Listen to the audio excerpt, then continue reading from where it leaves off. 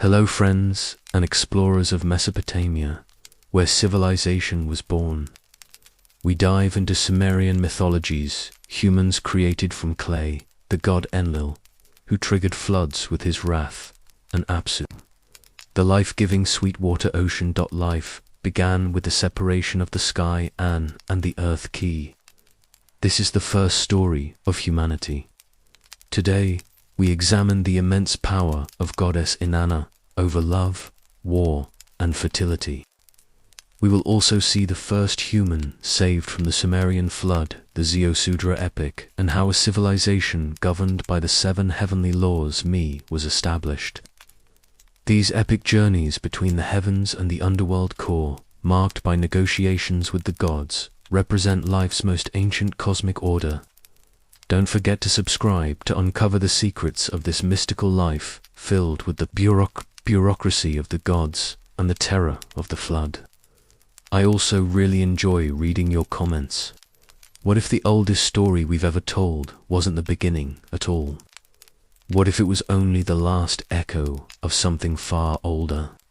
Beneath the deserts of southern Iraq, where the air hums softly with heat, and the sand hides the color of time, fragments of clay still whisper in forgotten tongues. Each mark pressed into the wet earth 5,000 years ago was meant to preserve a truth. Yet now, the truth sleeps beneath layers of ruin and silence, waiting for someone willing to listen. In the late 19th century, British and French archaeologists dug into the plains near modern-day Ur. Their spades struck clay that had been hardened by centuries of neglect. Tablets upon tablets stacked like the fossilized memory of an entire people. They were called the Sumerians, and from the moment their name was spoken aloud again, something unsettling began to stir in our timeline. Because what they left behind wasn't the hesitant scroll of a newborn civilization. It was already complex, measured, and deeply aware of the cosmos. The earliest Sumerian records appear as if from nowhere around 3500 BCE, with no slow evolution leading to them. Their language was fully formed, their city plans geometrically aligned, their astronomical charts already precise. They built temples, ziggurats, irrigation systems, and mathematical systems that still form the bones of our calendar today.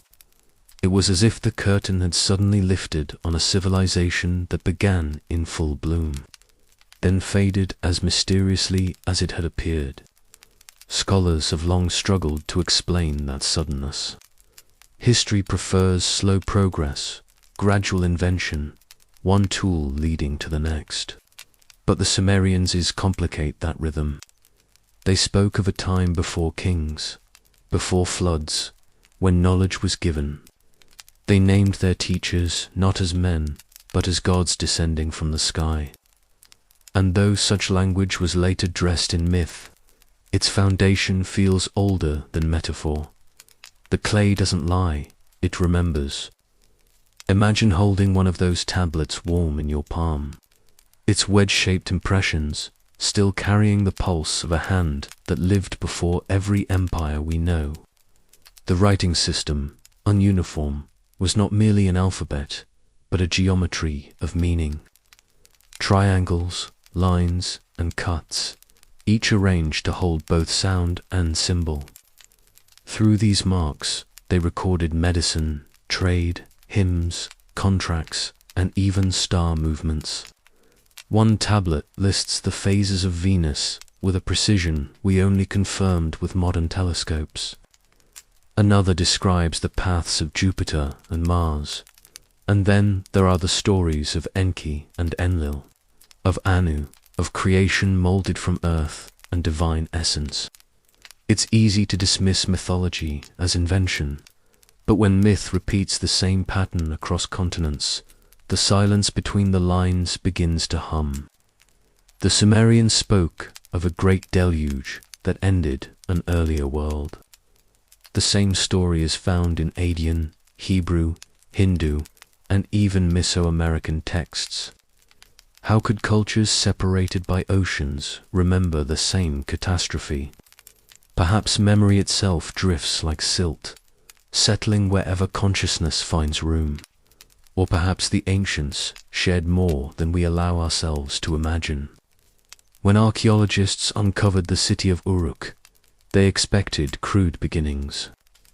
Instead, they found city walls stretching 6 miles, monumental temples aligned with celestial points, and evidence of advanced meta.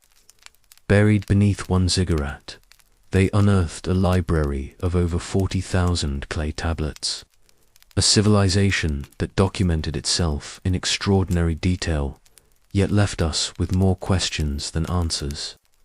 How did they learn so much so quickly? Where did their mathematics, based on 60, not 10, come from? Why did they map the heavens with such familiarity, as though they were remembering rather than discovering? Some researchers suggest that Sumer arose from centuries of forgotten development, a lineage of small settlements lost to erosion and flood.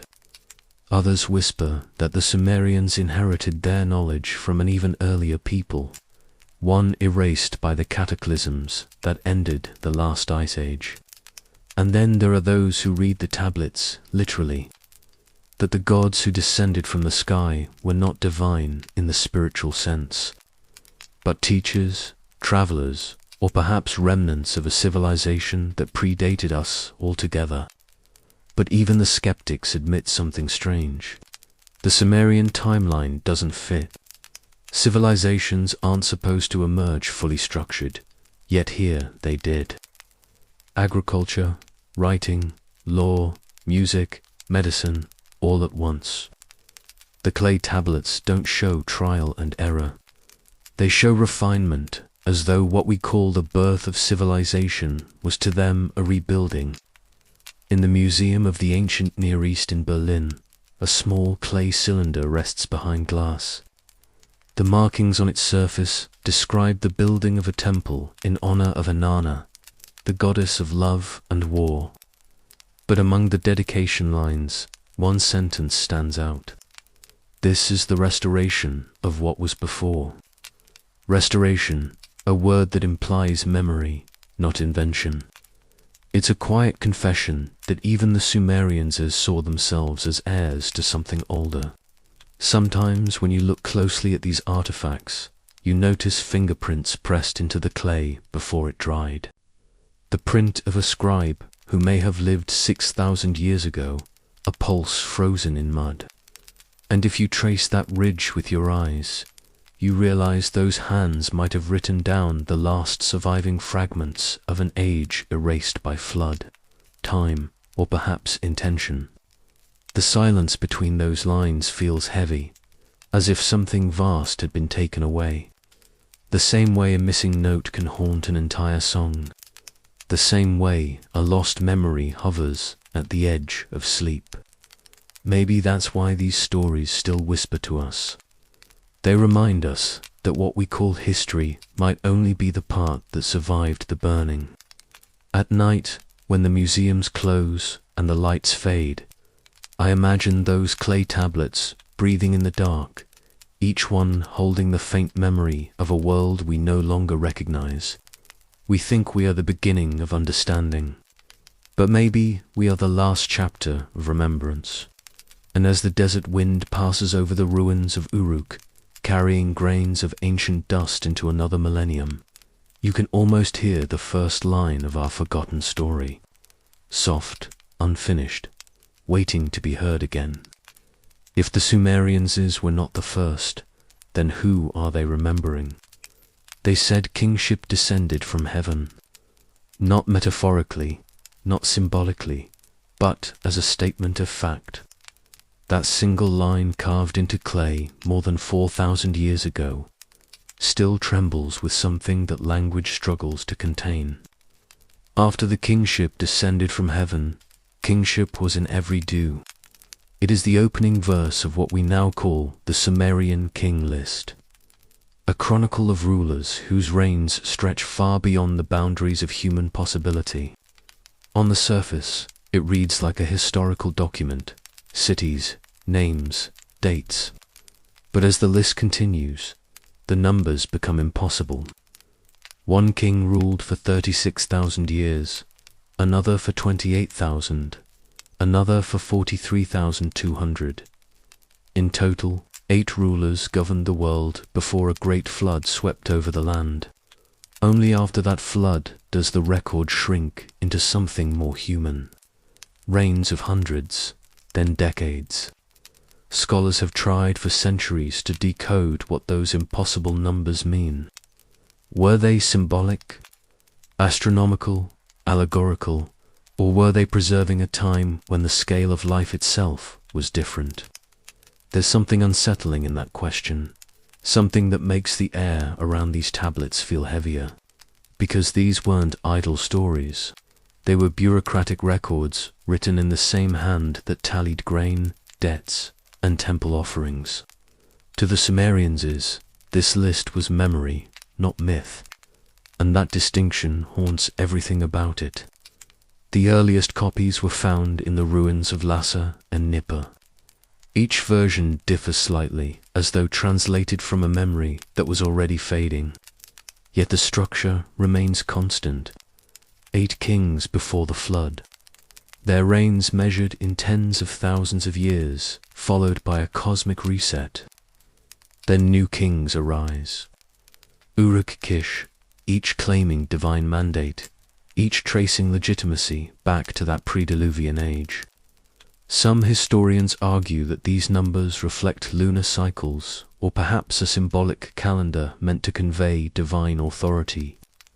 But others, those who linger too long on the strange precision of Sumerian mathematics, notice that the numbers correspond to multiples of 3,600, the Sumerian unit known as the Sa. This wasn't random. It was the same system used to measure orbits, star cycles, and distances. Why would a royal chronicle be encoded in astronomical notation?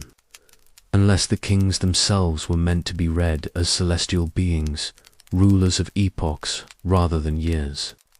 The king list is one of those artifacts that feels like it shouldn't exist. It bridges myth and history so seamlessly that scholars still argue over which side it belongs to.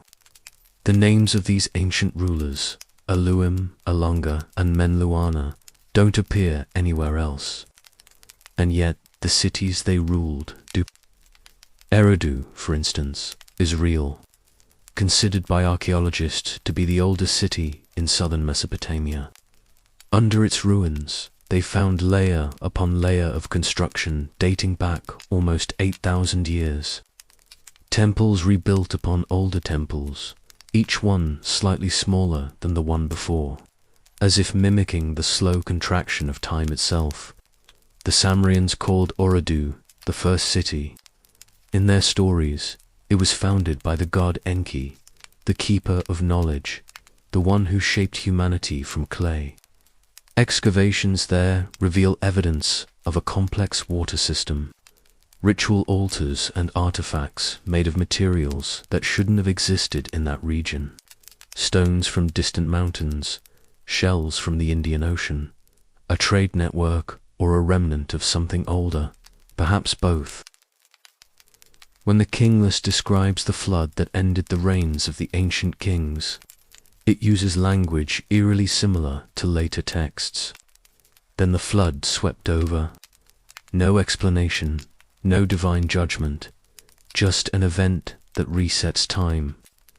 Beneath, ancient archaeologists in the 1920s uncovered a layer of clean, sterile silt nearly 2 meters thick. Evidence of a massive flood around 2900 BCE. It buried everything beneath it, sealing one age beneath another. It is tempting to read this as proof, though proof is never what these stories truly offer. They offer suggestion, shadow, memory. In the quiet of a museum, standing before the kingless tablet, you might notice how deliberate each wedge mark is. There's no hesitation. Whoever wrote it believed in the precision of every number. and yet it feels as though the writer was transcribing something even older, something handed down through generations that no longer understood its origin. The strangeness deepens when you realize that nearly every ancient culture shares an echo of this same sequence. Divine rulers, catastrophic flood, new beginning. The Egyptian Trin papyrus lists gods and demigods ruling before human pharaohs. The Hindu Puranas describe vast yugas, ages lasting tens of thousands of years, ending in flood and fire.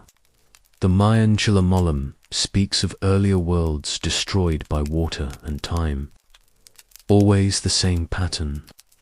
Rule from the sky, a fall into chaos, rebirth through flood. It's as though humanity remembers the rhythm, but not the melody. The details change, the names shift, yet the structure remains, a half-remembered dream repeated across continents. Some researchers, like Zecharia Sitchin, argued that the king list preserves a record of beings who weren't entirely human. Those who came from the stars taught humanity and ruled until the flood removed them. His interpretations, though controversial, found resonance because the questions the tablets raise refuse to die. Even traditional archaeologists, while rejecting the extraterrestrial hypothesis, admit that the origin of Sumerian civilization is an anomaly, a spark without a match. Others see in the list an encoded scientific calendar. The long reigns may represent precession cycles or cosmic epics. If the reign of Ululam lasted 2,800 years, perhaps it marked a celestial alignment, a rhythm of the heavens mirrored on earth. The Sumerians often blurred the boundaries between sky and soil. Their gods were the planets themselves, their myths the language of orbit and light. Maybe the king list was less a record of rule and more a map of cosmic order, a record of the time before time. Still, the emotional weight of it cannot be ignored. Beneath all the numbers and theories, there is grief in these tablets. A sense that something magnificent once existed, and that everything after was merely its shadow. When the flood swept over, the old world died and memory became myth. The Sumerians built their temples as acts of remembrance, not ambition. They were rebuilding, not beginning. You can almost hear that longing in their hymns, songs to gods who no longer answered, invocations to ancestors turned to dust. The king list might have been less a document of power than a prayer, a way to hold on to a world they could no longer see, a world that perhaps they themselves did not fully understand. In one of the surviving lines, after the flood, the text reads simply, "Then kingship was again lowered from heaven," as if history itself is cyclical, descending and withdrawing like the tide. Each age, each civilization, each rise and fall, just another attempt to remember what was lost the first time. Perhaps that's why we still search the desert for their traces. Not to find answers, but to feel that rhythm again, the slow pulse of a world older than history. If time began once before, could it begin again? There is a quiet kind of awe that comes from realizing how much the ancients knew about the sky. Not as an abstraction, not as a canvas of wonder, but as a system they seem to have already mapped long before telescopes existed. The Sumerians didn't just look upward. They measured, recorded, and aligned their world according to what they saw. Their temples were built in exact orientation with celestial paths. Their gods were the planets. Their calendar followed the intricate rhythms of Venus and Jupiter with a precision we would only rediscover thousands of years later. And somehow, this knowledge appeared not at the end of a long learning curve, but at the very beginning. If you walk among the ruins of your Ornipa and stand where the Ziggurats once reached toward the horizon, the geometry of their foundations reveals something uncanny. Every major temple faces an astronomical point, the rising of a particular star, the solstice line, the place where Venus appears at dawn. The great ziggurat, for example, is aligned almost perfectly to the north with corners facing the cardinal directions. A feat of architectural awareness that implies both mathematical skill and celestial observation. Yet these structures were built nearly 6,000 years ago at a time when most of the world still lived in scattered tribes. Among the thousands of tablets excavated from Mesopotamia, a small subset record something unexpected: systematic star charts. The so-called Mole Apian tablets believed to date from the Old Babylonian period, but preserving far older Sumerian knowledge, list constellations, equinoxes, and the rising and setting times of the planets. Some scholars believe the observations encoded there could date back to around 3000 BCE, possibly earlier. How could they know the exact cycle of Venus, 5892 days, with an error margin of less than a single day? Modern science, with all its instruments, calculates the precession of the equinox at roughly 1 degree every 72 years. But in ancient Sumer, inscriptions already reflect an understanding of this slow drift of the stars. To measure that, one would need centuries of continuous observation or inherited records from a civilization that had already observed them. The Sumerians left us neither telescopes nor formal explanations, only myth, but their myths speak in the language of data. The goddess Inanna, associated with Venus, was said to descend into the underworld and rise again, her story mirroring the planet's disappearance and reappearance in the sky. The god Nanna, the moon, was the keeper of cycles, his temple. The great observatory of the 7 great gods corresponded to the 7 classical planets. Even the term Anunnaki, often translated as those who from heaven to earth came, carries a double resonance. Mythological beings, yes, but also the counted ones of Anu, a phrase that in Sumerian also means the numbered heavenly bodies. It is tempting to read too much into coincidence. Yet the consistency of these patterns across cities and epochs suggests intent, not accident. Each temple, each ritual, each festival date reflected the turning of the heavens. They didn't separate religion from science or myth from observation.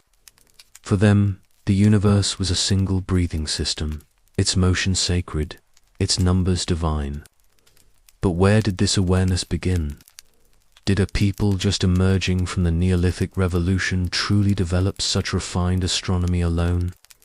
In 1899, the German archaeologist Hugo Winkler uncovered tablets at Boskoy in Anatolia, texts that linked Sumerian star lore to the later Hittites and Khalil.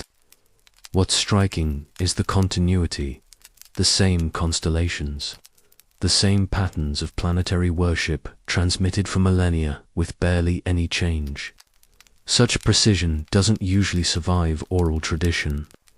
It survives through written record or preserved systems of instruction, which means the Sumerians were not inventing astronomy.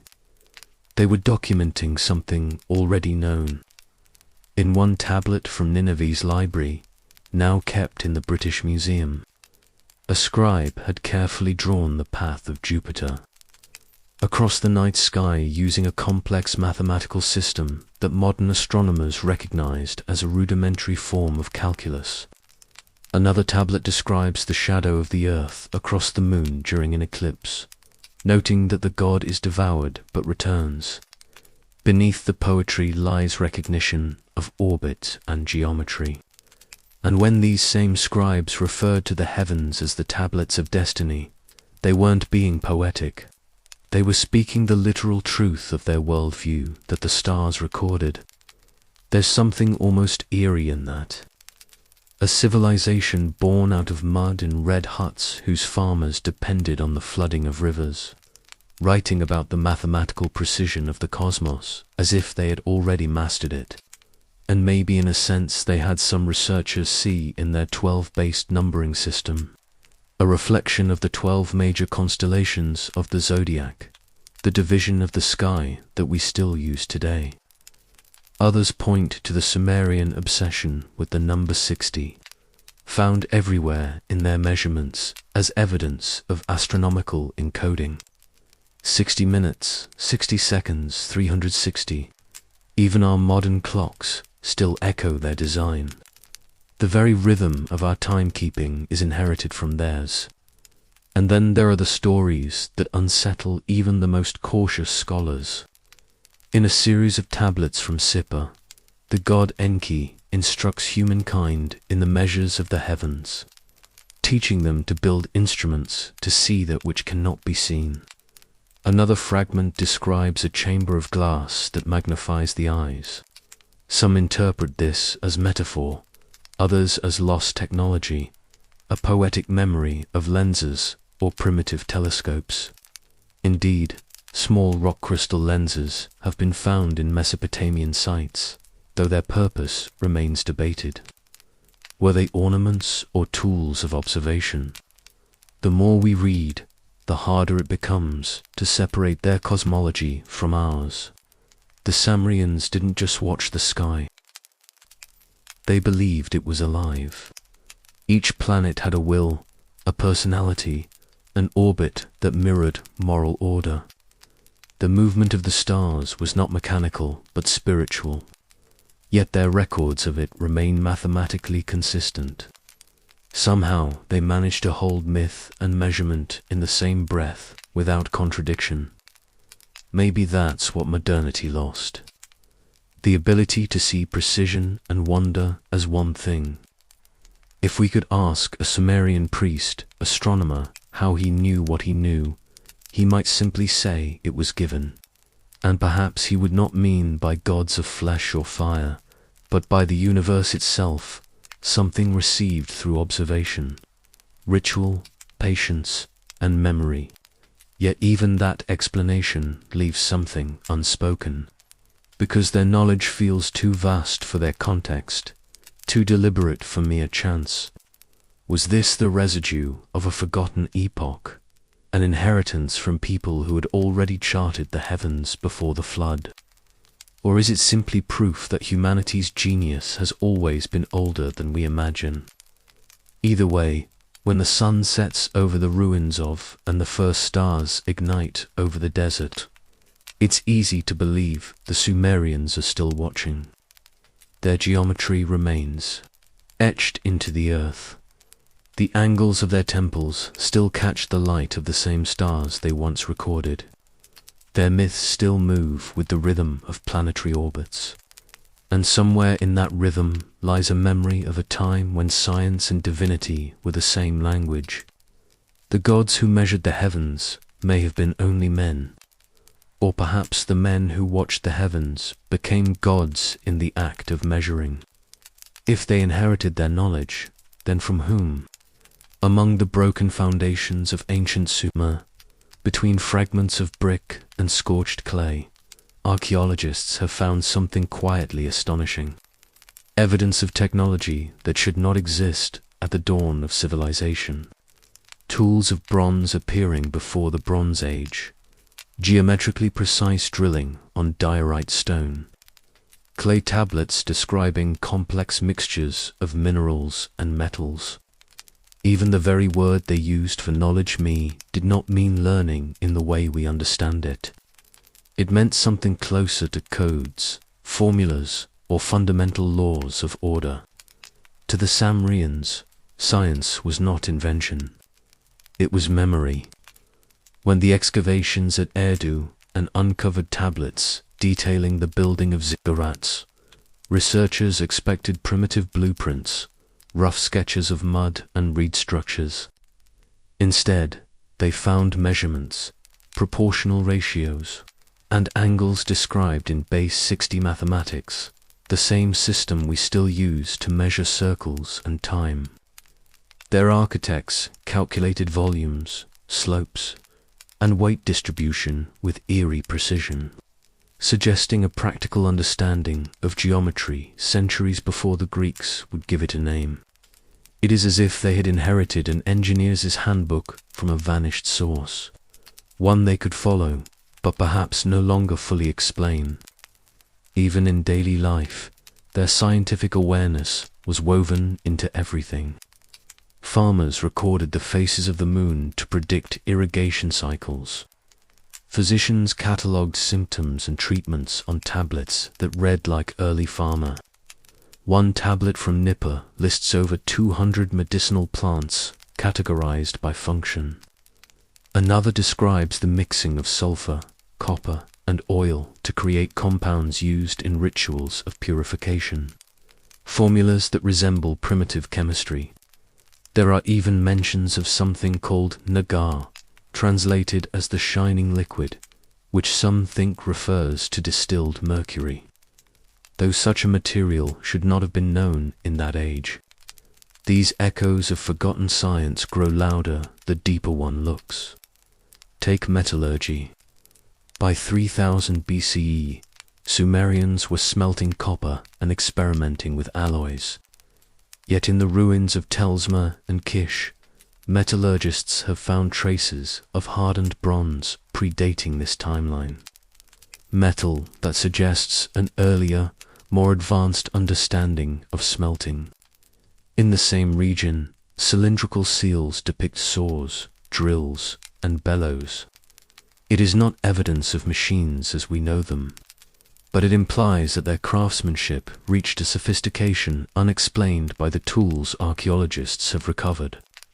Then there is mathematics itself, the language of their world. The base 60 system they used allowed fractions, astronomical divisions, and calculations of time far beyond the needs of simple agriculture. To divide the heavens into 360 degrees, to measure an hour into 60 minutes, demands not imagination but precedent. Some historians argue that their system must have evolved from long observation, perhaps over millennia. Others whisper that such precision arrived ready-made, the relic of an earlier epoch. A few scholars have gone further still. In the 1920s, the Assyriologist George Roux suggested the Sumerian technical vocabulary contained loanwords from a non-Semitic, non-noun language, traces of an extinct scientific lexicon. He called it the substrate of invention. We do not know who spoke it, only that its remnants survive like fossils embedded within Sumerian speech. Perhaps those words belong to the very civilization the Sumerians claim to remember. The one before the flood. To modern ears, this sounds like mythologizing, but myth has a strange habit of preserving technical truth in symbolic form. Consider the god, Enki, lord of the deep waters and keeper of wisdom. In the myth of Enki and Inanna, he sends the me of civilization, a series of tablets containing the codes for music, architecture, law, and crafts. Each me is a principle, a formula. When Inanna carries them to her city, civilization itself awakens. The story is spiritual, but also curiously literal. It describes the transmission of knowledge as if from an older source to a younger one. The gods are not inventors. They are custodians. That word custodian may hold the key. The Sumerians never claimed ownership of their sciences. They described themselves as receivers, stewards of gifts from heaven. Their scribes learned geometry and astronomy not as human achievements, but as divine inheritance.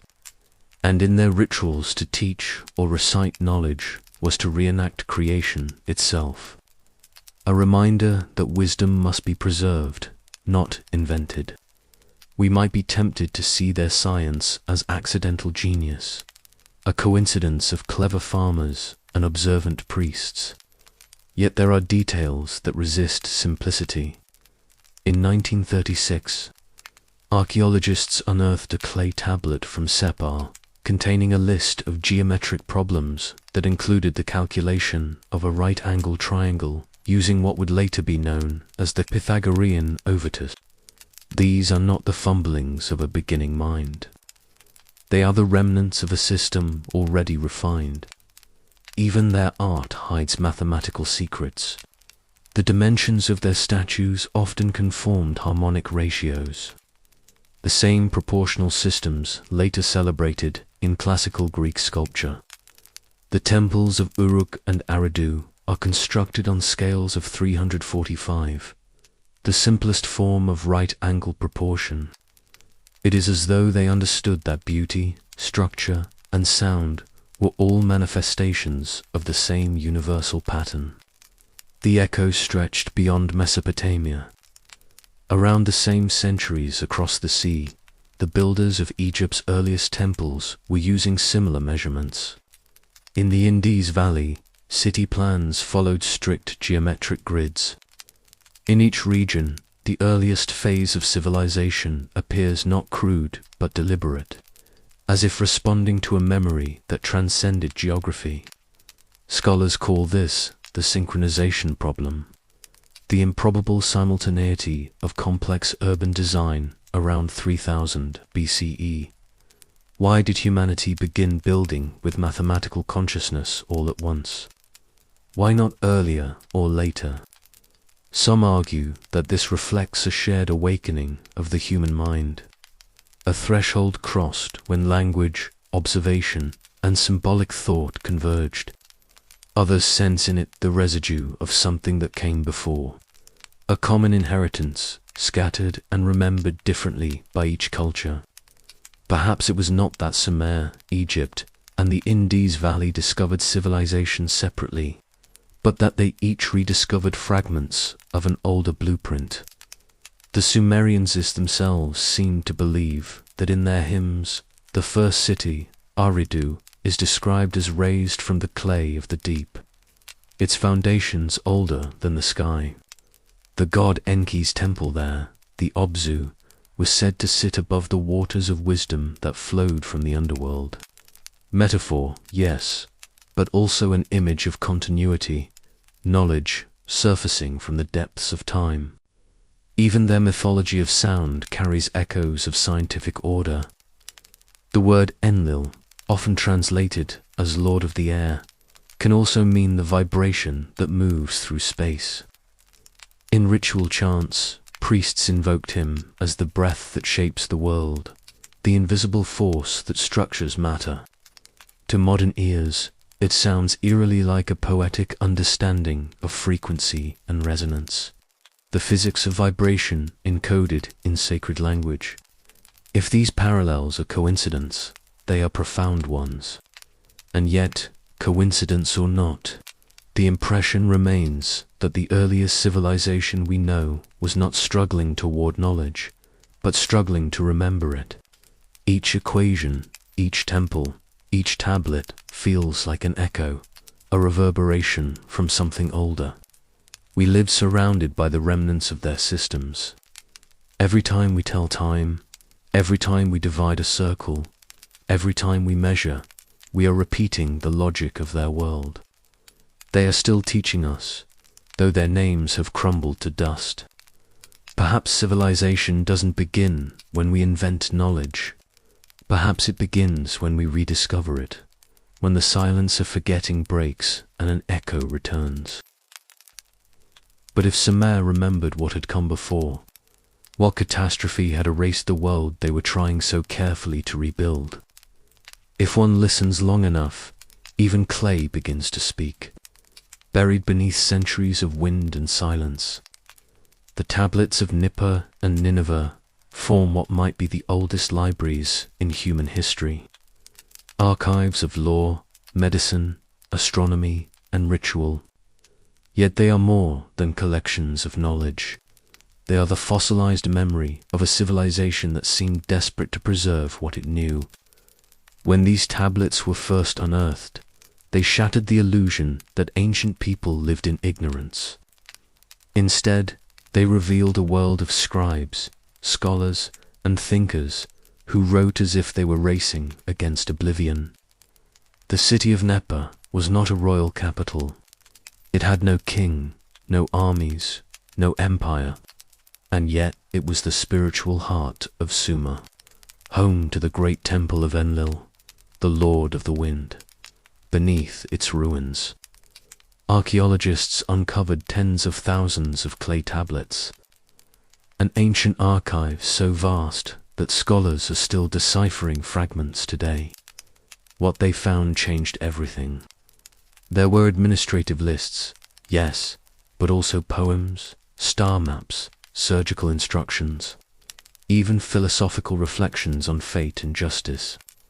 Some of these texts predate the Bible by more than a millennium, yet they contain thoughts so familiar that they feel almost modern.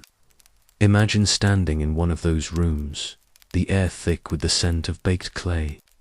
Rows upon rows of tablets line the shelves, each one pressed with the angled marks of ununiform, each one a voice preserved. The scribes of Nippur were not mere record keepers. They were guardians of continuity. In their schools, young apprentices learned not only to read and write, but to memorize entire catalogues of signs, hundreds, sometimes thousands of them. Learning to write in Sumer was an initiation into a secret order, an act of devotion as much as intellect. The clay tablet was their sacred object, their bridge to the past. The sheer range of subjects preserved there is staggering. One tablet details a code of ethics for physicians. Do not cause harm by your hand. Do not withhold the remedy. Another describes the structure of the liver in the practice of divination. A proto-anatomical observation encoded in ritual language. Others list mineral substances used in dyes and medicines. Even more surprising are the astronomical records, the risings of stars, the movements of the moon, and the prediction of eclipses. For a civilization we call the first, their intellectual horizon was already immense. When the great flood of history finally drowned some or more cities through war, erosion, and time, Nippur's tablets survived because they were clay. Fire and burial preserved them where papyrus and parchment would have turned to dust. And so, thousands of years later, when Austin Henry Lerd and homeless Rossum began to dig at Nineveh in the mid-1800s, they stumbled upon something even greater. The library of Ashurbanipal, a king of Assyria. That library, though built more than 1,000 years after Nippur's golden age, was its heir. Within its walls, the Assyrian scribes had gathered and copied Sumerian and Babylonian texts, over 30,000 tablets in total. When the palace burned, the heat hardened them into permanence. The result was an archive of cosmic scope, preserving stories, calculations, and incantations that would otherwise have vanished forever. Among them were fragments of the Epic of Gilgamesh, the flood narrative that predated Genesis. There were omens, star catalogues, dream manuals, hymns to Inanna and Enki, and lists of kings stretching back into myth. Reading those tablets now, one feels a strange mixture of gratitude and sorrow. Gratitude that the fire saved them. Sorrow that the civilization they recorded was already fading when the copies were made. The scribes of Nineveh worked like archaeologists of their own past, preserving texts they themselves could barely understand. One colophon reads, "From the old tablets, damaged, restored with care." Another tablet bears the quiet signature of a scribe. "I have written what was left to me." Those words echo across the centuries like a lament. They knew they were writing at the end of something. The content of these libraries hints at an intellectual lineage that defies simple categorization. In the Enuma Enuma, thousands of lines devoted to celestial omens, each movement of a planet. Each halo around the moon was recorded and interpreted as a reflection of divine will. Behind the poetry, however, lies systematic observation, data spanning generations. The Sumerians and their heirs were scientists in priestly robes, mathematicians speaking in myth. They didn't separate the physical from the sacred. For them to measure the heavens was to converse with the gods. One of the most haunting discoveries in Nineveh's archive is the so-called Tablet of the Great Flood. It tells of a man chosen to survive the deluge, commanded by a god to build a vessel and preserve life. The parallels to Noah's story are unmistakable, but this version is older, perhaps the original. The flood, it says, swept over like a wind, erasing kings and cities alike. When the waters receded, kingship descended again from heaven. The cycle resumed. The story is both myth and record, memory and metaphor. It is easy to read these texts as distant curiosities, but they were not written for us. They were written for continuity, for a future they hoped would still understand. Each tablet was a time capsule, a plea against erasure. The scribes must have known that empires fall and tongues vanish. They wrote anyway, trusting clay more than stone.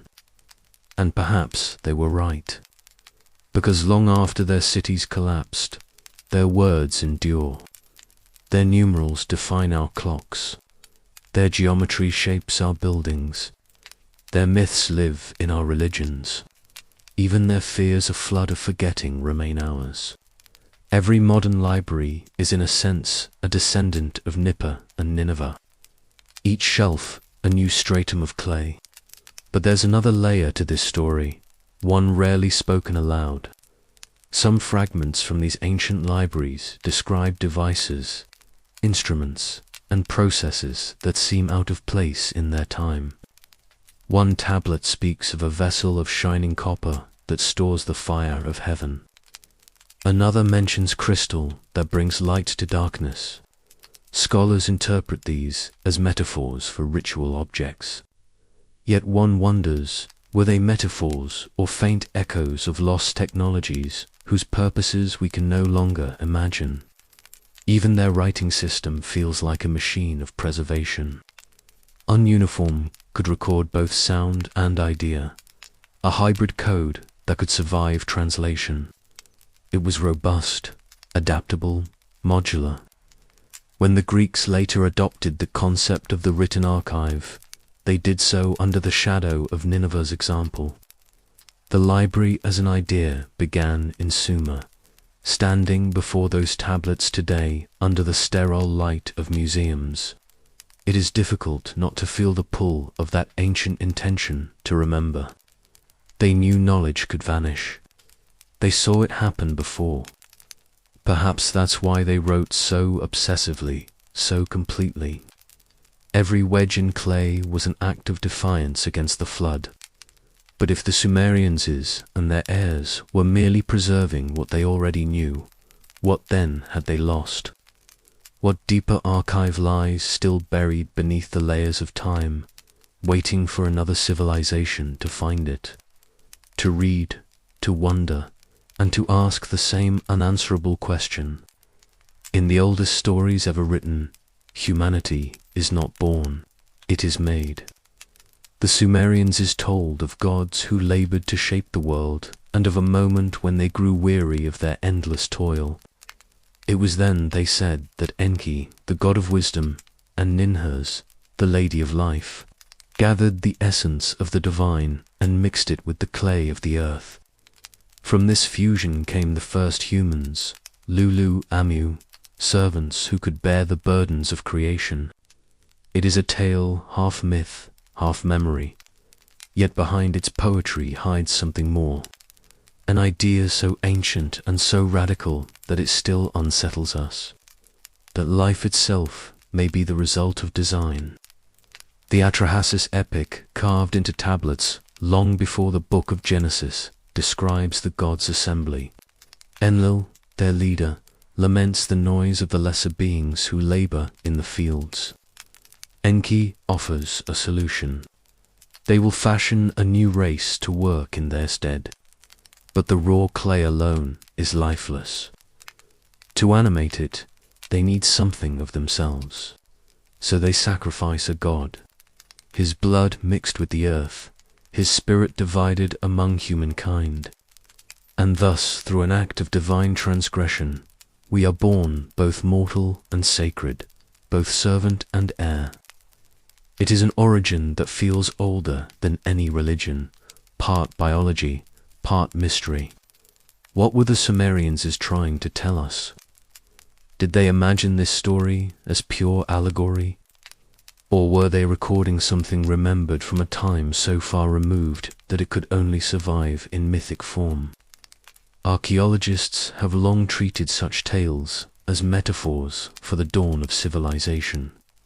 The moment when humanity learned agriculture, law, and writing. But what if the story's deeper meaning is literal in ways we can no longer see?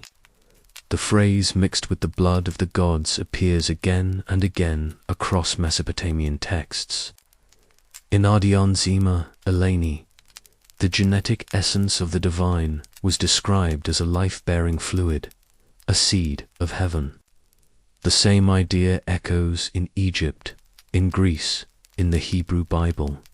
The human body, they believed, carried fragments of something older, something celestial. Modern readers tend to separate myth from science, yet when one looks closely, the distance between them narrows. The Sumerians described a process of creation that involves the manipulation of flesh and blood, matter infused with intention. In the myth of Enki and Ninmah, the gods experiment repeatedly, creating beings that fail, one blind, one mute, one unable to reproduce, until finally they succeed. The story reads like an ancient parable of trial and error, a poetic reflection of some forgotten knowledge of human anatomy or heredity. Perhaps not literal experimentation, but a symbol of that haunting intuition that life is the product of sequence, of design. Scholars who studied the Sumerian corpus note how often their texts speak of templates, the me, as blueprints for both physical and moral reality. Every element of existence, from kingship to weaving to fertility, was said to have its own me, a divine formula that kept the cosmos in balance. To possess the me was to possess the power of creation itself. When Inanna stole these tablets from Enki, chaos spread through the world, not because she defied the gods, but because she disrupted the code that sustained life. The language of myth begins to sound almost computational, as though the ancients saw reality as a system governed by hidden instructions. In another fragmentary text, the god Enki instructs his priest to guard the blood that makes the clay speak. That line, enigmatic and strange, lingers like an echo of biochemical truth. Blood indeed carries language of its own. DNA, the molecular code that dictates life's form. Could it be that what we read as divine metaphor once described an ancient insight, one lost through time, not knowledge of molecules or genetics as we know them, but an intuitive awareness that life structure resides within blood, within pattern? Of course, such speculation unsettles historians. Yet, it is impossible to ignore the pattern. Civilizations across the ancient world share this same imagery. The mixing of heaven and earth, the creation of man from divine matter. The Egyptians said humanity was formed from the tears of Ra. The Greeks spoke of Prometheus shaping man from clay. The Hebrews echoed Sumer almost word for word.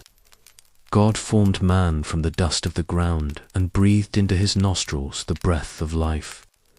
The story migrated, transformed, survived, but its core remained. the mingling of dust and spirit, matter and code. What does it mean that the oldest written civilization begins with such a story? Perhaps it was simply a way to explain consciousness, to reconcile the human desire for purpose with the reality of toil. Or perhaps it was a memory handed down through floods and ruins. A recollection of a time when beings older than us walked the earth.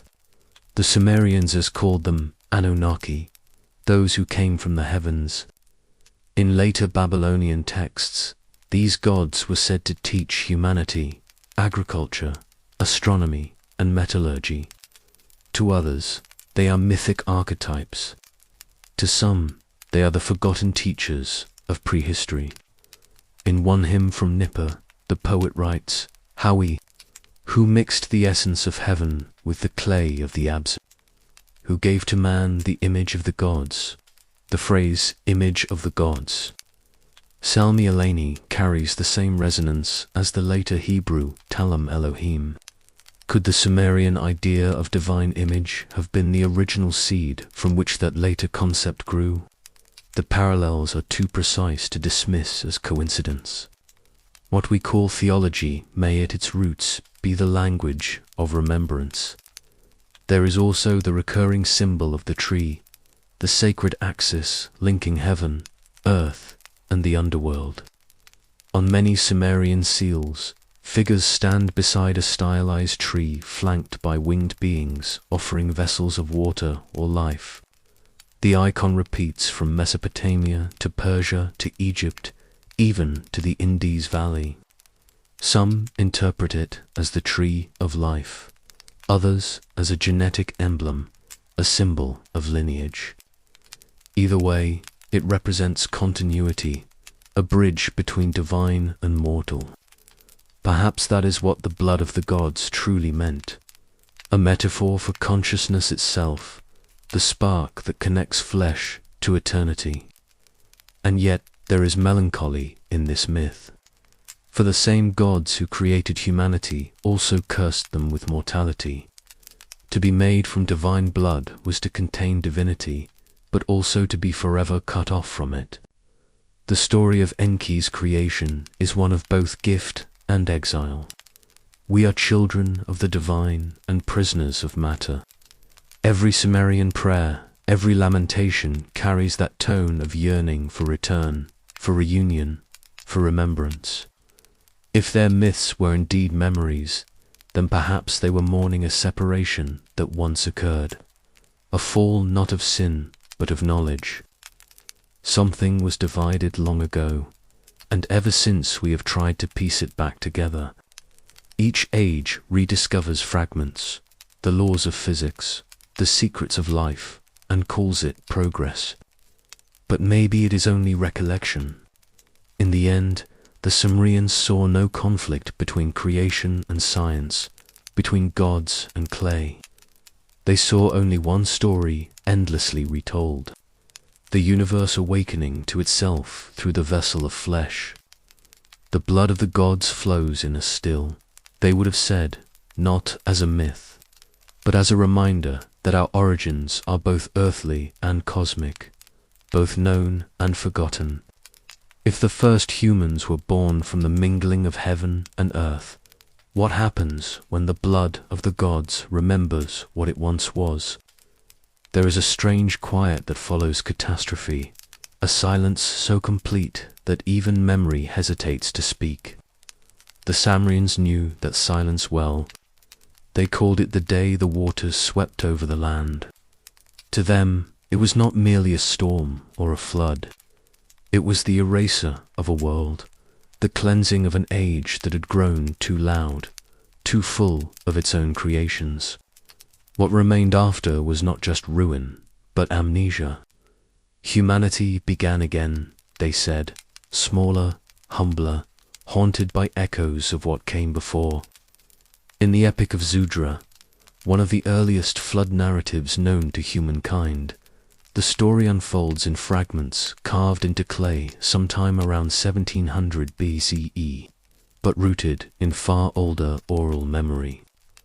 The gods, disturbed by humanity's noise, decreed destruction. Only Zudra, a king and priest of the city of Shurapak, receives a whisper of warning from the god Enki. Build a vessel.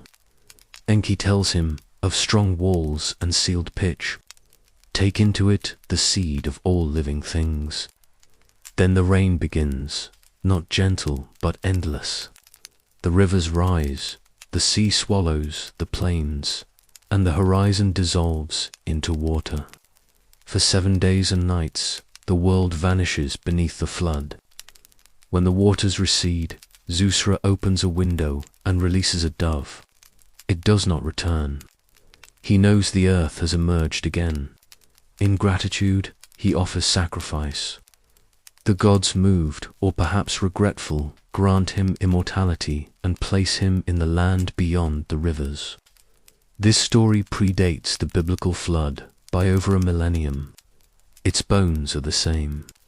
Divine wrath, chosen survivor, vessel of life, renewal. Yet the Sumerian version carries no moral lesson, no condemnation. It reads instead like a geological memory, a record of an event so profound that it burned itself into the human timeline. Archaeology, cautious as ever, hesitates to affirm such myths. And yet, beneath the ruins of ancient Mesopotamian cities, there is evidence that something like the Sumerian flood did happen. In the 1920s, Sir Leonard Woolley excavated and discovered a deep, sterile layer of silt. Clean river mud nearly 2 meters thick, sandwiched between layers of habitation. He found similar deposits at Kish and Shurapak. The dating corresponded roughly to 2900 BCE. Woolley described it simply: a flood of such magnitude that it destroyed life and left the land empty. The people who rebuilt afterward did so as if they were starting anew. To modern minds, it may sound like coincidence, one local disaster among many. But to those who lived it, it must have felt like the end of the world. The rivers Tigris, Euphrates, swollen by rains and melting snows, may have combined with tidal surges from the Persian Gulf, or perhaps the memory reaches even farther back to the violent end of the last ice age, when meltwater floods reshaped entire continents. In every corner of the ancient world, the same pattern persists. Myths of great waters, survivors in boats, the rebirth of humankind. From India's Manu to the Greek Deucalion, from the Aztec Cox to the biblical Noah, the story repeats like a scar in the collective mind. The Sumerians, though, described it not merely as disaster, but as transition. The flood was the dividing line between the antediluvian kings, those mysterious rulers who reigned for tens of thousands of years, and the mortal kings who came after. It was the veil between myth and history. Before the flood, the gods walked openly among men. Afterward, they withdrew. The connection between heaven and earth was severed. Humanity was left to remember and to misremember. Some tablets hint that the flood was not entirely natural. In one fragment, the gods debate among themselves. Should humankind be destroyed? Enlil, weary of the noise of cities, argues for annihilation. Enki pleads for mercy, seeking another way. It is a dialogue of opposing forces, order and compassion, control and chaos. When the deluge comes, it feels less like accident and more like decision. The phrase used to describe it, the great decree, suggests intention. The flood was not just water, it was judgment. Others have seen in this story traces of something even more complex, a metaphor for cycles of civilization.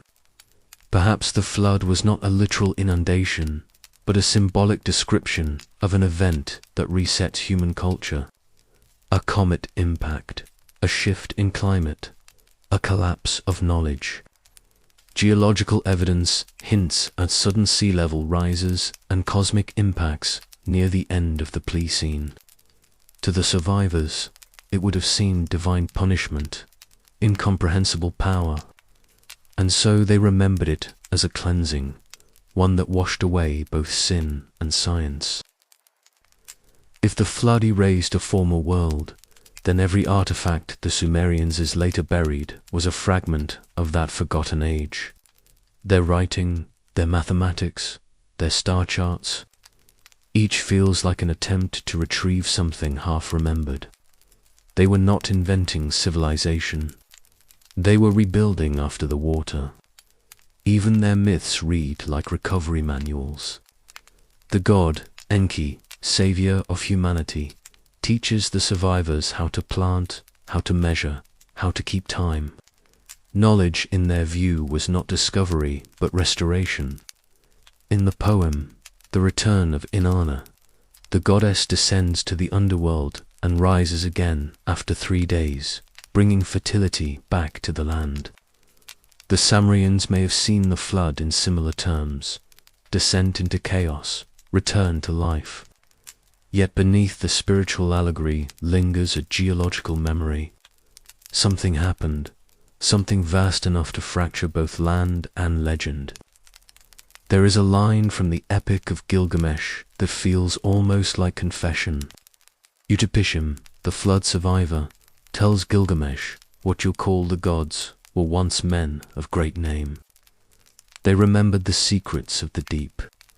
It is a strange sentence, one that suggests that divinity and humanity are not separate species, but states of memory. The flood did not just drown the earth, it drowned that memory. What remained was the echo. Even today, when rain falls over the plains of southern Iraq, it is said that the soil releases a faint metallic scent, as though the ground itself recalls the sea that once covered it. In that scent lies the residue of the ancient catastrophe, the flood that ended an era and began another. And perhaps the Sumerian sense that such cycles never truly end. Every civilization, no matter how advanced, eventually meets its flood, whether of water, fire, or forgetfulness. To the ancients, survival was not victory, it was responsibility. Zeusra was not rewarded with paradise, but exile, sent to dwell in the distance, to remember what others would forget. The flood was both punishment and preservation, ensuring that at least one thread of memory would remain. That thread wound its way into every myth that followed, binding the ages together like sedimentary layers of story. When the Sumerians wrote of the deluge, they weren't warning us.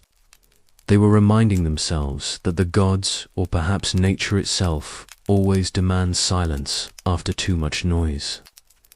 And in that silence, humanity must learn again how to begin. If every age is washed away to make room for the next, then what will be the flood that erases us? And who will be left to remember what we once knew? Sometimes what survives the flood is not the body, but the memory. The Sumerians believed that knowledge could drown and still return, hidden in fragments scattered across the world. They called such remnants Shuba, meaning pieces of the whole. To them, these fragments were more than relics. They were the fingerprints of the world that had come before the waters. And as centuries passed, each new discovery unearthed in the soil of Mesopotamia, Anatolia, and the mountains beyond seemed to whisper the same unsettling message. Something had existed before them, something both immense and forgotten. When explorers first began unearthing ancient sites across the Near East in the 19th century, they were not only finding cities, they were finding anomalies, objects that did not belong to their assigned ages, technologies that seemed misplaced, artifacts whose origins no one could explain. In the ruins of Nineveh and Uruk, they found gears carved into stone, lenses ground from quartz. and sculptures depicting figures in intricate robes, patterned with symbols that did not correspond to any known writing system. Most of these finds were quietly removed to museum vaults, labeled as curiosities or mistakes. Yet a few, just a few, found their way into the literature of archaeology, sparking controversies that have never truly ended. In the 1930s, reports emerged of a small egg-shaped object unearthed near Baghdad, made of terracotta and capped with a copper cylinder. It seemed to contain traces of acid corrosion. Some researchers proposed it could generate an electric charge, a primitive battery 2,000 years older than it should have been. Others dismissed it as coincidence, a vessel of ritual or storage. But the possibility remains that the ancients may have known ways to harness forces we only rediscovered millennia later. Even now, it sits behind glass in the Baghdad Museum, its function unresolved, its silence heavier than explanation. There are other whispers in Turkey's Anatolian highlands, far from Sumer. A site called Gb Klit reveals megalithic pillars carved with animals and celestial symbols, more than 11,000 years old, 6,000 years before Sumer's rise. The site predates agriculture, yet its builders arranged stones, weighing tons, into geometric enclosures aligned with the stars. No writing, no metal, no cities, yet an understanding of astronomy and engineering that seems out of place. Archaeologists call it the first temple, but to the Sumerians, who emerged long after, such a site would have been described another way, a remnant from before the flood. And in the caves of northern Iraq at Shanadar, skeletons have been found buried with flowers, evidence of ritual, of consciousness, stretching back to the Neanderthals. The layers of humanity overlap here like sedimentary time, each one preserving a different kind of knowledge. The deeper the dig, the older the sophistication becomes. It is as if civilization did not climb a ladder, but drifted in waves, rising, drowning, resurfacing. Among Sumerian scholars, there has always lingered a theory, unspoken but persistent, that their civilization's sudden appearance was not spontaneous, but inherited. Their myths say as much.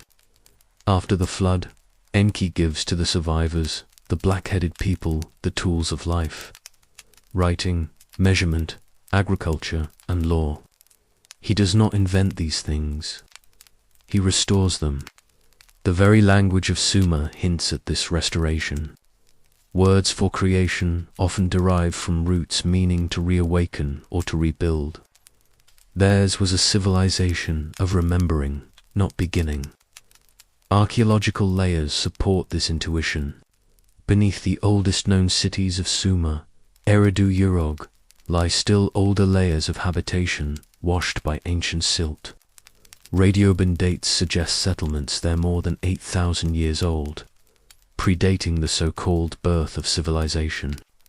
In some strata, tools appear that should not exist: advanced metallurgy, fine ceramics, architectural precision. None of it fits neatly within the model of linear progress. Instead, it suggests a broken timeline, a prehistory erased, then half recovered. Every culture inherits its ghosts. For the Sumerians, those ghosts were the gods themselves. The Anunnaki were not worshipped as distant deities, but remembered as teachers, those who had walked among humans before the flood. In him, after him, they are called lords of wisdom, builders of cities, those who measured the dark waters.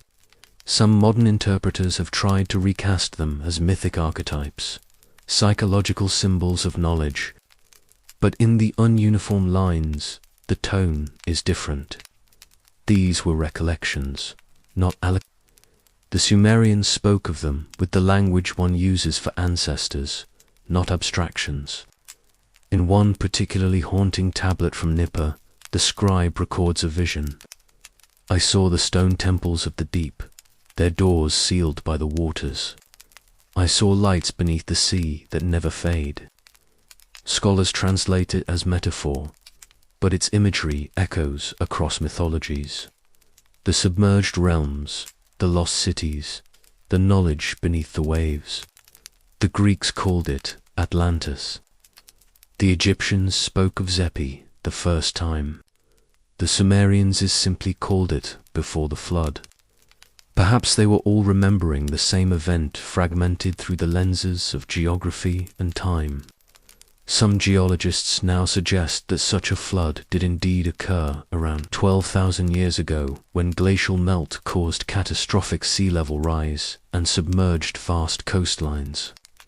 Entire cultures, if they existed there, would have been erased, leaving only memories passed down through survivors who rebuilt inland.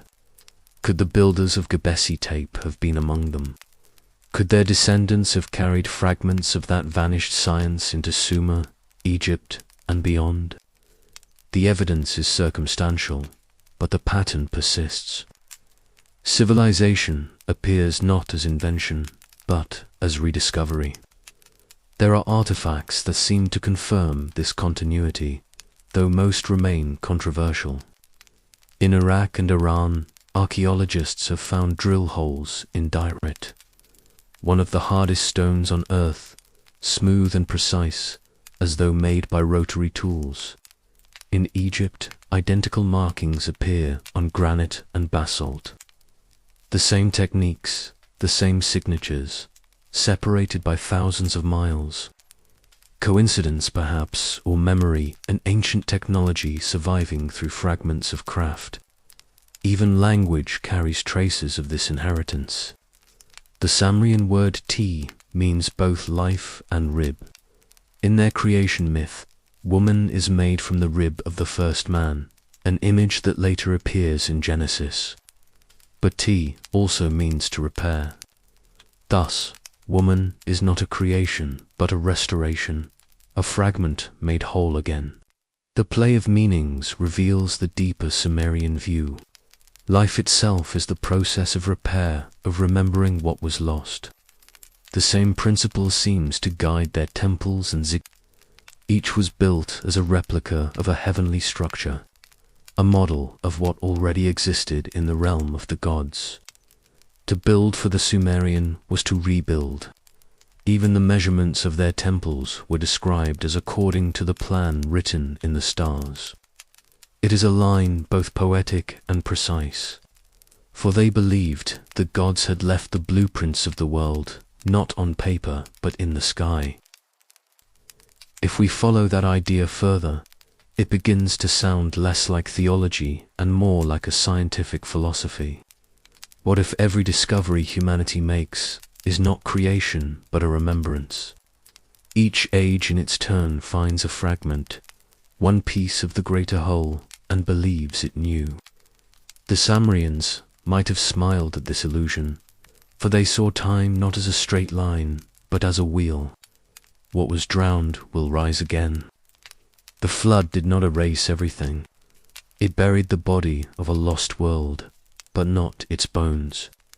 Those bones, artifacts, stories, words, still surface, carried by the slow current of time. The question is not whether that earlier world existed, but how much of it we are willing to recognize when we see it reflected in our own. If every fragment points towards something greater, some hidden pattern of memory, then how much of our own civilization is built upon foundations we no longer remember? Every civilization leaves a trace of its voice, and yet the voice of Sumer stands alone, untethered to any other tongue. Linguists call Sumerian a language isolate, a term that sounds clinical, but what it really means is this: it should not exist. Every known language from the ancient Adian to the tongues we speak today fits into a family tree. But Sumerian has no family, no known ancestor, no living descendants. It appeared fully formed like its civilization and vanished just as suddenly. And in that disappearance lies one of the oldest mysteries in human history. When scholars first began to decipher cuneiform in the 19th century, they assumed all Mesopotamian tablets were written in Adian, the Semitic language of Babylon. But as they worked, they found inscriptions whose grammar and structure defied logic. The verbs didn't conjugate like Adian ones. The syntax was reversed.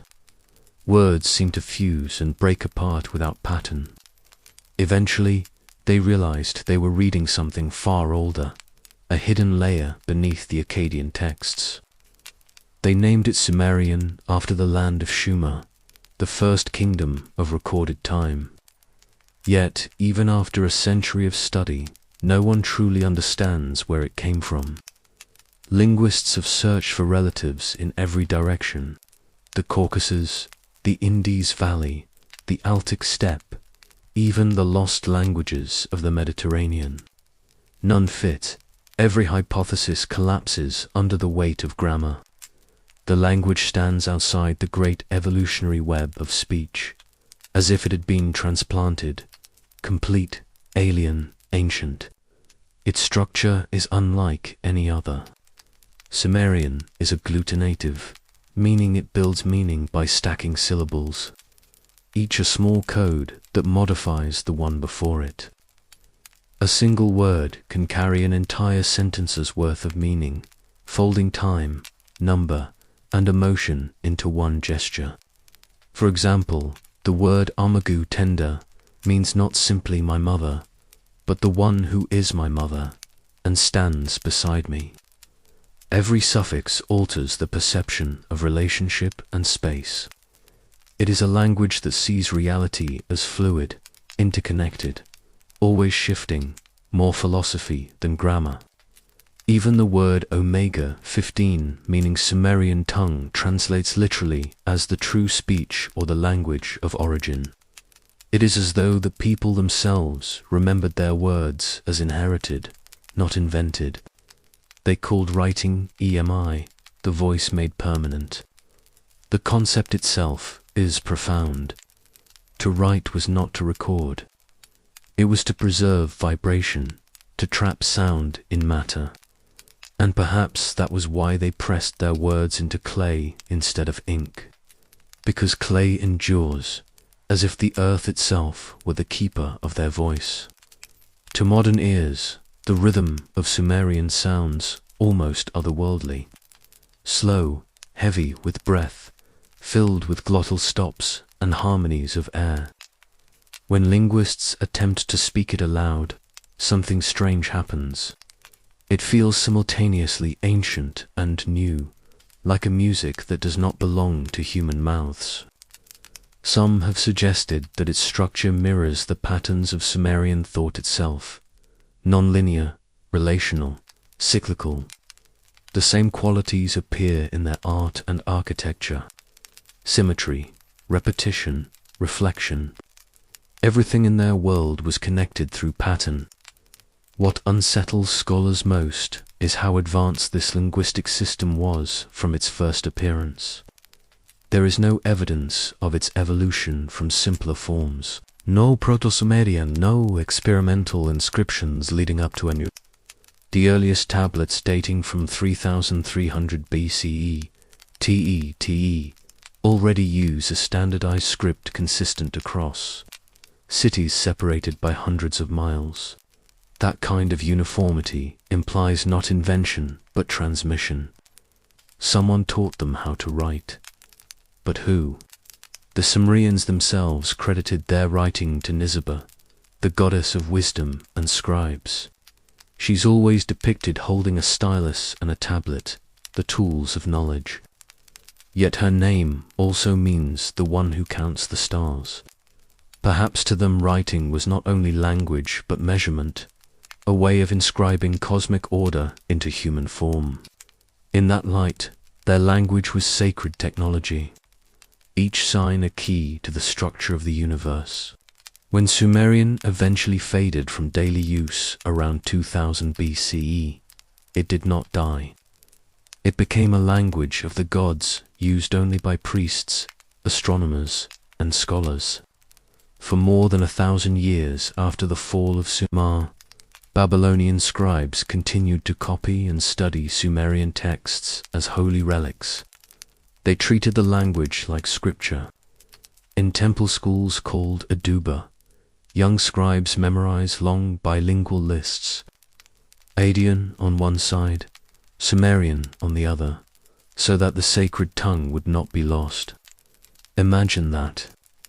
Generations of students laboring over a language no one spoke, reciting the dead syllables of their ancestors as prayer. Perhaps they sensed what we do, that something vital resided in that ancient speech, something that once connected humankind to a deeper understanding of itself. Even today, attempts to translate Sumerian are haunted by uncertainty. Many words defy direct equivalence. The same sign can mean mountain, foreign land, or divine abode. The distinctions blur in the space between metaphor and geography, as if the world and the heavens were still one domain. Some researchers have noticed patterns linking Sumerian phonetics to mathematical ratios and harmonic intervals. The length of syllables in certain hymns mirrors musical scales. The spacing of uniform wedges follows geometric sequences. It is as though language, sound, and number were once unified, a single system of correspondence that later civilizations forgot how to read. The Babylonians turned it into astrology. The Greeks called it philosophy. The modern world calls it science. But the Sumerians had no divisions between them. Their language itself was the bridge. A few daring linguists on the fringes of academia have proposed that Sumerian might preserve traces of a lost linguistic family that existed before the flood, a proto-language from which all later tongues diverged. If true, then the story of Babel, the myth of one language broken into many, might not be pure allegory, but distant memory. The idea is tantalizing that once the world spoke in a single voice and Sumerian was its last echo. When one listens to the reconstructed readings of Sumerian poetry, something stirs in the subconscious. The vowels roll like water. The consonants strike like stone on metal. The hymns to Inanna and Enki sound less like songs than like invocations. Mathematical incantations to align the human spirit with the pulse of the cosmos. The word spoken is the world made. One inscription reads, "In their eyes, language did not describe reality. It created it." If this is true, then perhaps what makes Sumerian so strange is not that it came from nowhere, but that it came from everywhere. From a time when speaking and building and remembering were all one act. Its isolation, rather than proving uniqueness, may instead reveal age. It is a fossilized tongue, a surviving shard of the world before words fragmented into nations and dialects. The silence that followed its extinction was long. For 2,000 years, no one alive could read it. Yet when the first modern scholars began to decipher its signs in the 1800s, they felt something uncanny, a sense of déjà vu, as if they were not discovering but remembering. One of them, Henry Rawlinson, wrote in his diary, "This script awakens something in me, like hearing a language I once knew in a dream." Maybe that is what Sumerian truly is, the dream language of humanity, a remnant of our first articulation, our first It shouldn't exist, and yet it does, quietly defying the logic of history. If the first words ever written were already echoes, then whose voice were the Sumerians remembering when they learned to speak? Across thousands of Sumerian tablets, one phrase recurs again and again, Anunnaki, those who from heaven to earth came. The words have been read, debated, dismissed, and reinterpreted for over a century, but their simplicity remains haunting. To the Sumerians, the Anunnaki were not abstract gods carved from imagination. They were rulers, judges, and teachers, beings of immense power who shaped humanity's fate. Their names are inscribed beside the earlier star charts, their symbols embedded in royal seals, their actions recorded as history, not legend. And though later civilizations softened them into myth, the oldest texts speak of their presence with an unsettling matter-of-factness, as though memory had not yet learned how to lie. The Anunnaki appear first in the Enuma Elish, the Babylonian creation epic that draws directly from Sumerian sources. There they are described as the 50 great gods, attendants of Anu, but in older Sumerian hymns, their number shifts, sometimes 7, sometimes hundreds, more a classification than a count. They dwell in the heavens, yet descend to the earth. They govern time, justice, kingship, and the order of the stars. Their leader Anu resides in the distant heavens. Enlil commands the air and storms. Enki rules the deep waters, the Abzu beneath the earth. Between them moves a pantheon that feels less like a family of deities and more like a council of administrators, each assigned a domain, each responsible for maintaining the balance between heaven and earth. What makes the Anunnaki so enigmatic is the tone with which the Sumerians wrote of them. These were not beings to be worshipped blindly. They were revered, feared, obeyed, but also questioned. The poems describe arguments among the gods, rivalries, even moral conflicts. They are portrayed as powerful but not omniscient, mortal, perhaps not in body, but in motive. The boundaries between divinity and humanity are blurred. The Anunnaki do not merely create mankind, they interact with it. They guide, instruct, and at times punish. Some of the oldest inscriptions, such as those from the city of Lagash, depict these beings with wings, not as angelic metaphors, but as markers of flight. In reliefs and cylinder seals, they stand beside trees of life, holding strange devices that resemble wristbands and pouches. They face human figures, instructing them, measuring them. These details have fueled generations of speculation. To some, the imagery is symbolic, an artistic shorthand for spiritual power. To others, it suggests a literal truth that the Sumerians were recording encounters with beings whose origins lay beyond the earth. The theory is controversial, of course. Zecharia Sitchin in the 20th century would make the Anunnaki famous again, by interpreting their myths as the memory of ancient visitors from another world. He read the old word, Anu, not just as sky, but as a physical realm, a planet. He argued that the Sumerians inherited knowledge of astronomy, metallurgy, and genetics from these visitors, that humanity itself was a hybrid creation. Most scholars rejected his translations, calling them imaginative rather than accurate. Yet, even among the critics, the question lingered. Why did the Sumerians of all people know so much about the heavens? They described planets invisible to the naked eye. They mapped the precession of the equinoxes, the orbit of the moon, and the 12-fold division of the zodiac. They called Earth-Ki the lower world, and referred to a crossing place of the gods. Nibiru, a celestial body whose arrival marked upheaval and renewal. Whether or not Sitchin's planetary theories hold, the linguistic fact remains. Nibiru does appear in their texts, described as the star or planet which crosses the paths of all others. To the ancient mind that crossing was divine movement, the descent of the Watchers. But even if we strip away modern speculation, something extraordinary remains. The Sumerians recorded the idea of the Ilu, the divine observer who sees the deeds of men and writes them upon the tablets of heaven. This concept appears centuries before the notion of guardian angels, centuries before divine judgment entered theology. The Watchers were both protectors and witnesses. They did not rule from afar. They documented.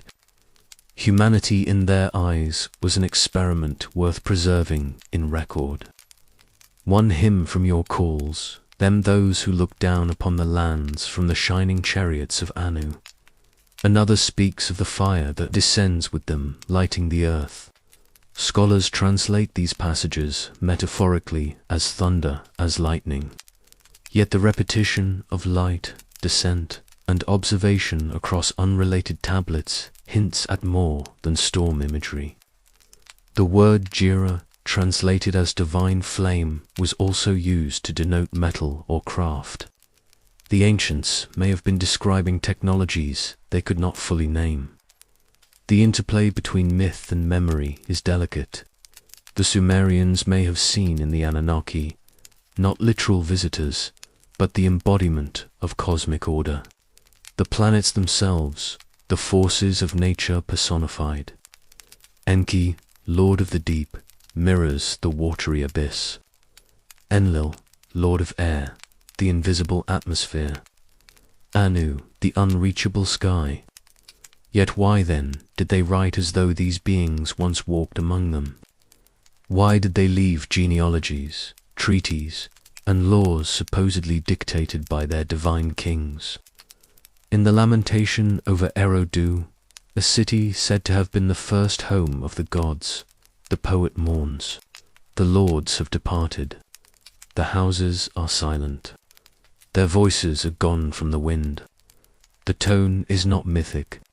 It is historical, almost documentary. It is the grief of a people remembering the withdrawal of something real. Perhaps the Anunnaki were once simply rulers, great kings mythologized over time, their deeds magnified into divinity. Perhaps they were the memory of a lost civilization, elevated by reverence into godhood. But there is another possibility, quieter, harder to dismiss. That the Sumerians experienced something they could not explain, and myth was the only language they had to describe it. Whatever their nature, the Anunnaki left a legacy that outlived Sumer. The idea of sky beings who descended to instruct humanity spread across continents. The Egyptians spoke of the Nectaru, divine visitors who founded their dynasties. The Hindus told of the Ds descending from the heavens. The Mayans remembered Itzamna, who came from the stars to teach writing and time. All different names, all carrying the same pattern. Beings who came, taught, and vanished. Maybe these are just parallel inventions, the shared dreams of early humanity seeking meaning in the unknown sky. Or maybe they're cultural memories of the same event refracted through geography and time. If so, then Sumer's Anunnaki were not just their gods. They were humanity's first remembered teachers. The tablets end where the mystery begins. They record the moment when the Watchers left, when the link between heaven and earth was broken. After that, the Sumerians say kingship descended once more from the heavens. But the gods themselves did not return. Humanity was left to rule itself, guided only by the shadows of their memory. We still look up, searching for them in the stars, not knowing whether we're remembering the past or imagining the future. Perhaps both. For the line between memory and prophecy is thinner than we think. If the Watchers truly came from the sky once before, then what are we seeing when we look upward tonight? The light of distant suns, or the reflections of those who promised to return? Long after the voices of Summer faded into dust, their echoes carried northward to Akkad, to Babylon, to the rising towers that tried once again to reach the sky. Civilization remembered and misremembered the bond that had once existed between heaven and earth. The Sumerians called it Duku, the holy mound, the meeting place of gods and men. The Babylonians gave it another name, Ziggurat, the mountain built by hands. But the story that survived through scripture, through exile and translation, would call it something else. The Tower of Babel. To understand that myth is to understand the moment when language and perhaps even history fractured. The book of Genesis tells it simply. Humanity, speaking one tongue, sought to build a tower that may reach unto heaven. But the Lord confounded their speech, scattered them across the earth, and ended their unity. It is a story of divine punishment for human pride. Yet behind its moral shadow lies a deeper, older memory, one the Sumerians knew well. They too wrote of a tower that touched the heavens, a ziggurat whose top was said to join the stars. They too told of confusion of tongues, of cities abandoned, of gods who turned away. In Babylon, that tower had a name, at Timony, house of the foundation of heaven and earth. It rose in the heart of the city, massive and layered, built of fired brick and bitumen, climbing 7 stages like the planets themselves. Each level was painted a different color, black for Saturn, red for Mars, gold for the sun. It was not merely a temple, it was a map of the cosmos, a stairway of correspondence between the visible and the invisible. When Nebuchadnezzar rebuilt it in the 6th century BCE, he inscribed upon its walls, "I raised the summit to the heavens so that its top might rival the heavens themselves." But even he, King of Kings, knew the fragility of that ambition. For every tower built to reach the sky carries within it the seed of its fall. The Sumerians had watched their own ziggurats crumble before, consumed by floods, by fire, by silence. They knew that no structure could restore what was lost, the direct communion between man and the divine. That bridge had been broken. And yet, humanity could not stop building. Perhaps we were not defying the heavens. Perhaps we were trying to remember them. When the later priests of Babylon recited the tale of Babel, they did so not as a warning, but as lamentation. The confusion of languages was not punishment. It was tragedy. Once, they said, all words were one, as were all hearts. The gods and humans could speak without veil. Then came the scattering, the shattering of unity into 1,000 dialects, 1,000 myths, each remembering only a piece of the whole. It was the day when meaning itself divided. Archaeologists, excavating the site of ancient Babylon in the early 20th century, uncovered the foundations of a massive ziggurat near the old temple of Marduk. The base alone measured nearly 100 meters across. The bricks still bear the stamp of Nebuchadnezzar's reign. Above the ruins, heat wavers in the desert air. And if one stands very still, it is possible to imagine the tower that once rose there.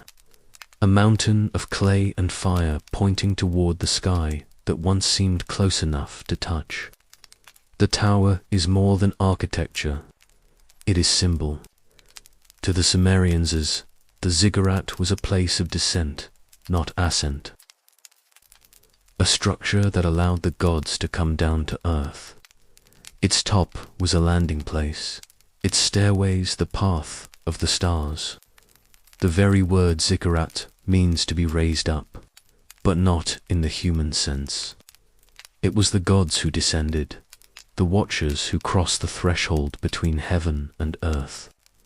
Somewhere between that descent and the later story of Babel, the meaning inverted. Humanity became the one climbing, reaching, grasping. And when we reached a high, silence answered.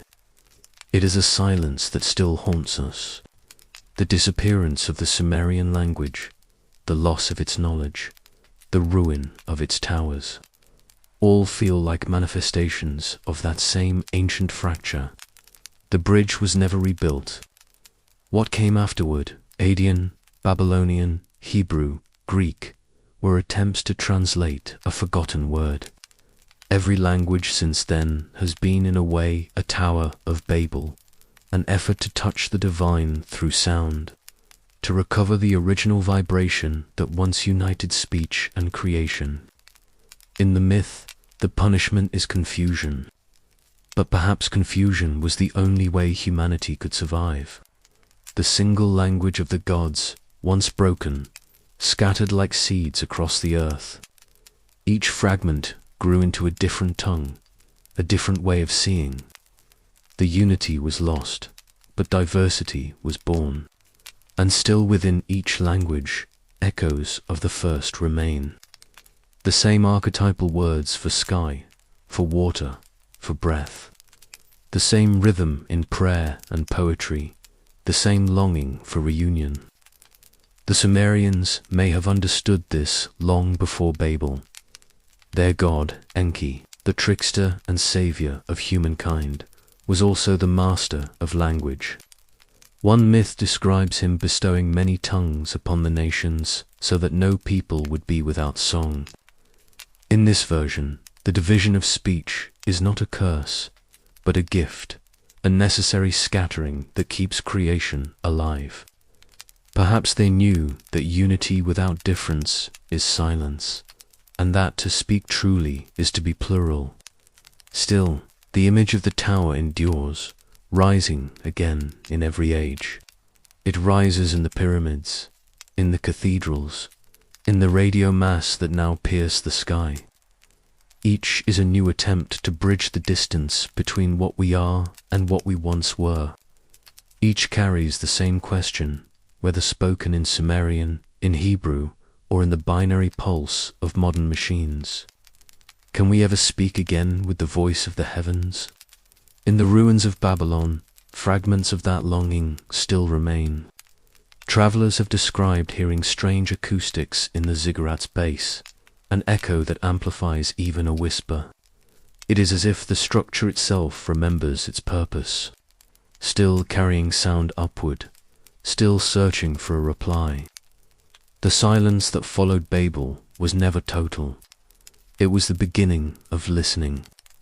Some say the story of the tower warns against ambition. Others believe it teaches humility, but perhaps it teaches neither.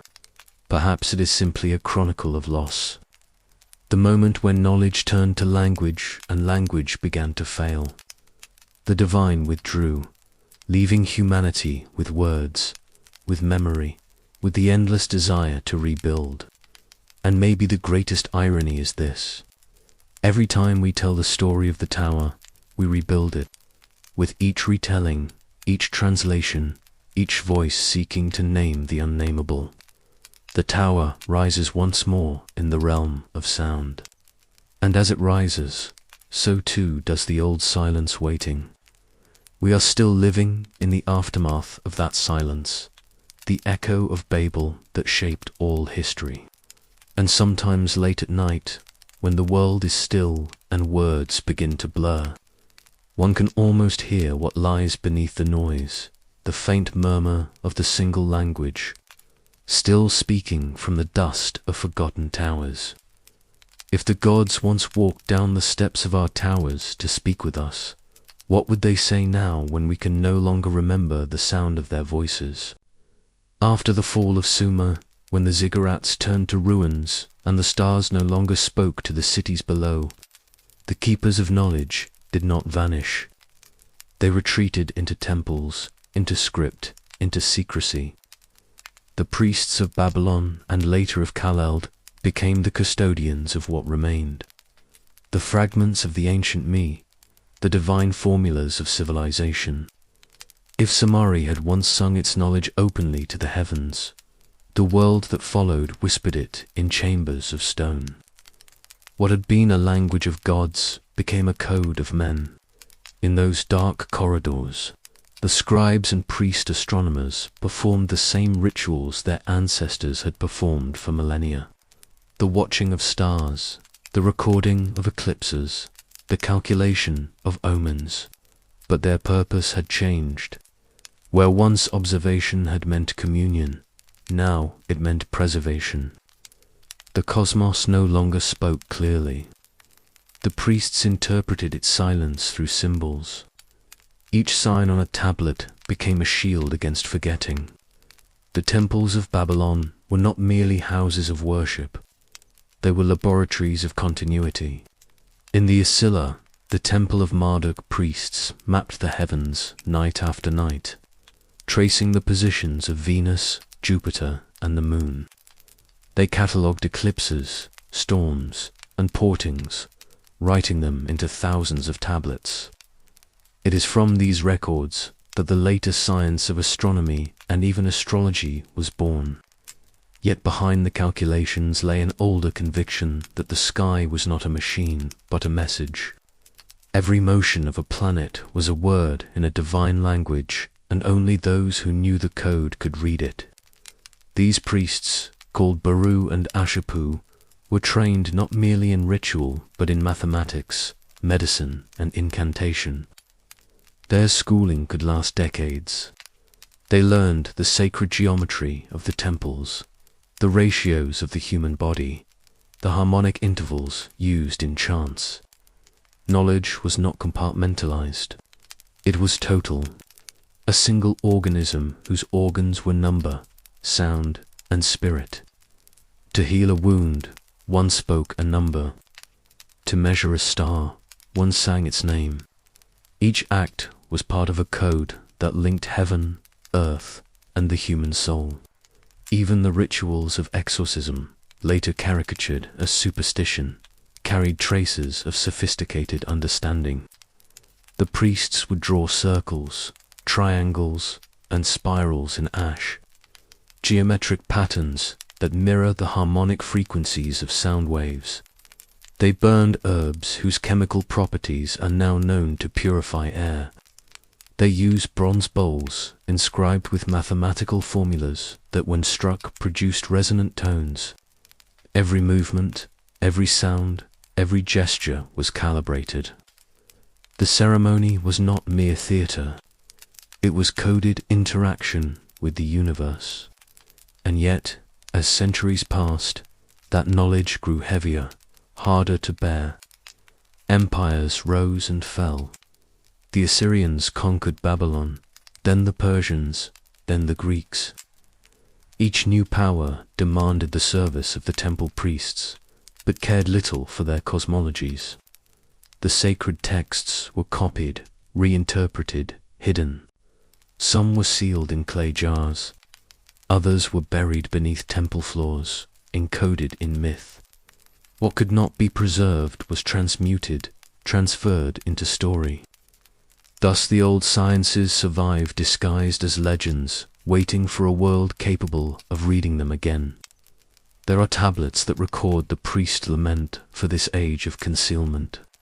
One fragment from the Chaldean oracles reads, "The word has been divided, the code has been sealed. Only the initiated may open the gate." The gate in their symbolism was not a door, but a threshold of comprehension, a bridge between ordinary language and the divine structure beneath it. To cross that threshold required both intellect and purity, logic and reverence. Knowledge, they believed, could not be given to those unprepared to hold it, for misuse would unmake the world. In the later centuries, Greek travelers who visited Babylon wrote of a strange priesthood that spoke in riddles and numbers. Pythagoras, it is said, spent years among them, learning the mathematics of the heavens. The Chaldeans taught that the soul was a spark of the stars, that its return to the divine depended on understanding the geometry of creation. Their teachings would pass into Greece, into Egypt, into the Hermetic schools of Alexandria, then into the alchemical traditions of medieval Europe. The code of Sumer, encrypted through ages, would continue to breathe beneath the surface of Western thought. Some fragments of those old texts survive.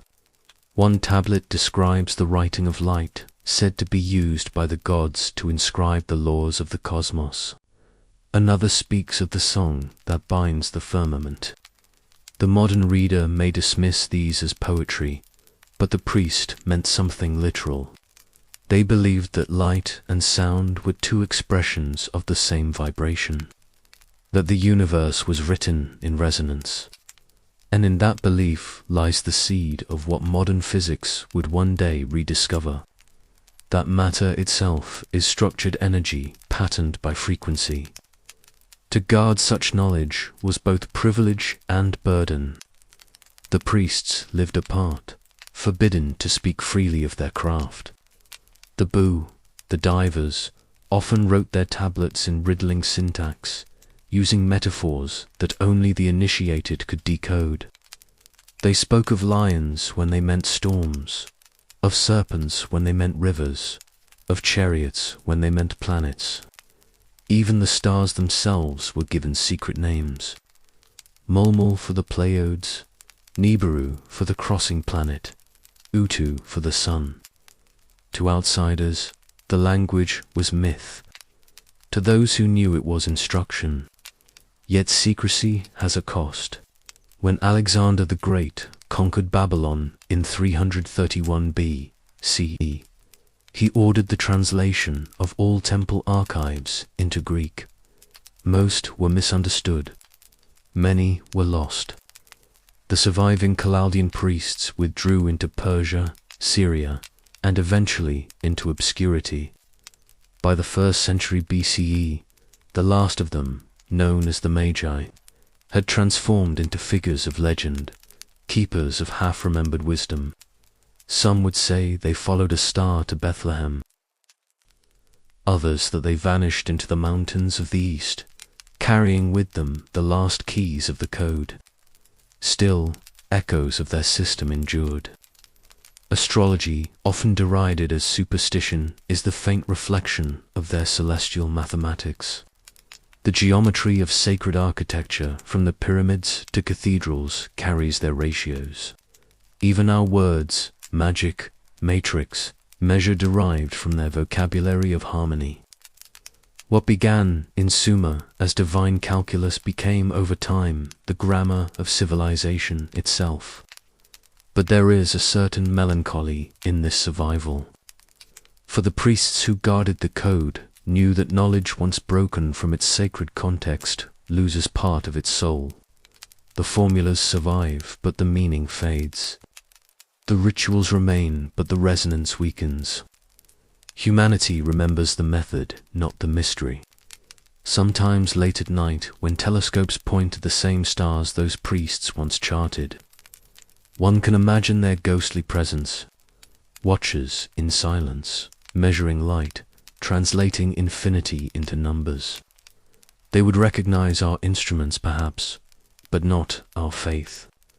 To them, the universe was not a cold mechanism, but a living manuscript written by a hand both human and divine. We have decoded their code, but forgotten their reverence. We have learned the symbols, but not the silence between them. If the priests once guarded the bridge between knowledge and meaning, who guards it now? When the code lies open, but the world has forgotten what it was written for. History, they say, is written by the victors. But before it is written, it is rewritten. And perhaps no age rewrote the past as completely as the empires that followed the fall of Babylon. The Greeks, and later the Romans, did not merely conquer the ancient world. They reorganized its memory. They took the scattered fragments of Sumerian and Babylonian knowledge, stripped them of their mythic voices, and rebuilt them into a narrative that began conveniently with themselves.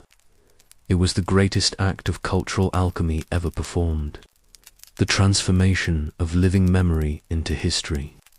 And in that transformation, time itself was altered. By the time Alexander's armies crossed the Tigris, the temples of Sumer had already fallen silent. The last priest, astronomers of Babylon, were aging, their libraries neglected, their languages fading. The conquerors found not gods but ruins. Yet within those ruins were clay tablets, hundreds of thousands of them, each carrying a voice from a world that refused to die. The Greeks, pragmatic and curious, collected them, though they could not yet read them. What they did instead was something subtler. They absorbed the ideas, the measurements, the fragments of astronomy, and gave them new names. Sumerian mathematics became Greek geometry. Chaldean star charts became Hellenic astronomy. The ancient calendars were reshaped into the Julian one, adjusted to fit imperial time. And just like that, the memory of the first civilization became a prelude, a footnote, an echo. But buried beneath that act of appropriation lies a paradox. The Greeks themselves knew their knowledge was borrowed. In their own writings, they confessed it. Herodotus wrote that the priests of Babylon possessed wisdom of the heavens beyond measure.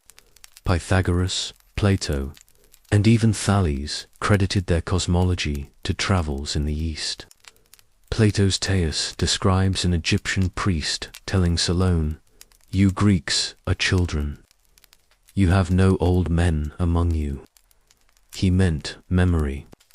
The empires of the Mediterranean were inheritors of fragments they barely understood. And yet through translation, through adaptation, they claimed ownership. It is here that time begins to warp. Before the Greeks, history was cyclical. The Sumerians saw eras as tides eternally returning. Creation, flood, restoration, decay, and creation again. The Egyptians called these ages Zepi, the first times. The Chaldeans called them Sa. Each cycle ruled by a different constellation. But the Greeks introduced a new concept, linear time, a line that begins and ends, moving always forward. Progress, invention, destiny, ideas that made sense to conquerors. The past became a distant origin, not a living mirror, and thus the empire rewrote not only history, but the very structure of time itself. With that new timeline came erasure. The gods of the Sumerians became allegories, their kings myths, their cities swallowed by sand. The old language was dismissed as barbarous, its meaning reduced to superstition. To preserve order, the conquerors codified a beginning, an origin point that placed themselves at the center of civilization. Greek philosophy became the root of wisdom. Rome became the axis of power. Everything before them became before history. And just like that, the age of the Anunnaki, the flood, and the clay archives dissolved into fable. This rewriting was not merely political. It was spiritual. The Roman Church, inheriting Greek rationalism and imperial authority, later sanctified a linear chronology of divine creation and human salvation. The cyclical cosmos became a one-way pilgrimage from Eden to judgment. The sacred wheel of time flattened into a divine timeline. By the Middle Ages, the only acceptable history was sacred history. What lay outside its borders was deemed heresy, myth, or sin. And yet, fragments of the old world continued to seep through the cracks. Astrological texts survived, disguised as Christian prophecy. Alchemical diagrams hid Mesopotamian symbology beneath Latin scripture. Even the image of the ziggurat persisted, reimagined as the biblical Babel. The empire could rewrite the words, but not the shape of the memory itself. Memory is stubborn. It resists conquest. When the Renaissance dawned, scholars began rediscovering the ancient Near East through trade and travel. Greek texts referencing Babylon and Chaldea led explorers back to war, the forgotten lands of the Tigris and Euphrates. But when they arrived, they found only desert and dust. The physical ruins of Sumer were gone, buried beneath millennia of sediment. For nearly 2,000 years, the first civilization remained invisible, its very name erased. The empire had succeeded, at least for a time. It was not until the 19th century, when British and French archaeologists began to excavate Mesopotamia, that the silence finally cracked. When the first Sumerian tablets were unearthed at Ur-Nipa, the world realized that history was far older than it had been taught to believe. Humanity's timeline extended backward, not by centuries, but by thousands of years. The so-called cradle of civilization shifted east, and the empire's chronology began to tremble. But even then, the rewriting continued, only now in subtler form. Modern history absorbs Sumer the same way the Greeks had, as precursor not equal. The Sumerians became protoscientists, early engineers, primitive astronomers. Their gods were mythologized, their mathematics demystified. The old world view, a cosmos alive with consciousness, was again filtered through the rational lens of progress. The empire's logic of linearity remained intact. We inherited not the Sumerians' sense of eternal return, but the conqueror's timeline of advancement. Perhaps this is the true legacy of conquest, not the destruction of civilizations, but the rearrangement of their memory.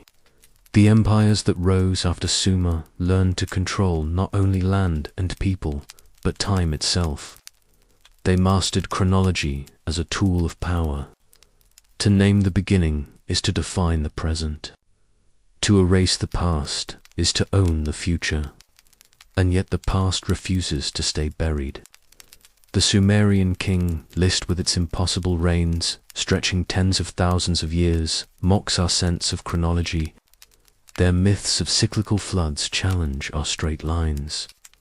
Their language, still only half deciphered, resist final translation, as if guarding secrets too old for our linear minds.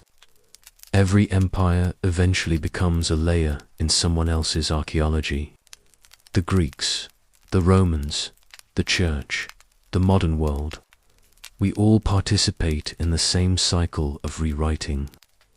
Perhaps we're no different from the scribes of Babylon, copying old tablets, changing a few lines to make them fit our time. Civilization, like clay, can be reshaped, but never beyond recognition. The fingerprints remain. If one looks closely at the ruins of any empire, the same pattern appears. Order built upon erasure, light cast upon selective shadows. And beneath those layers, faint but persistent, the memory of Sumer endures. It waits in the wedge marks of ununiform, in the myths that survive translation, in the buried rhythm of our calendars and clocks. The empire may have rewritten time, but time in its own quiet way rewrites empires. And perhaps that is the ultimate irony. The conquerors, who declared themselves the beginning, are now relics and museums. While the Sumerian clay, the very medium they dismissed as primitive, still endures. The tablets outlasted marble, gold, and parchment. They still whisper through the dust. We were here first. If every empire must rewrite time to rule it, then who in the end will rewrite ours? The story of Sumer should have ended with the dust. Yet somehow across 5 millennia, it found its way back into the light.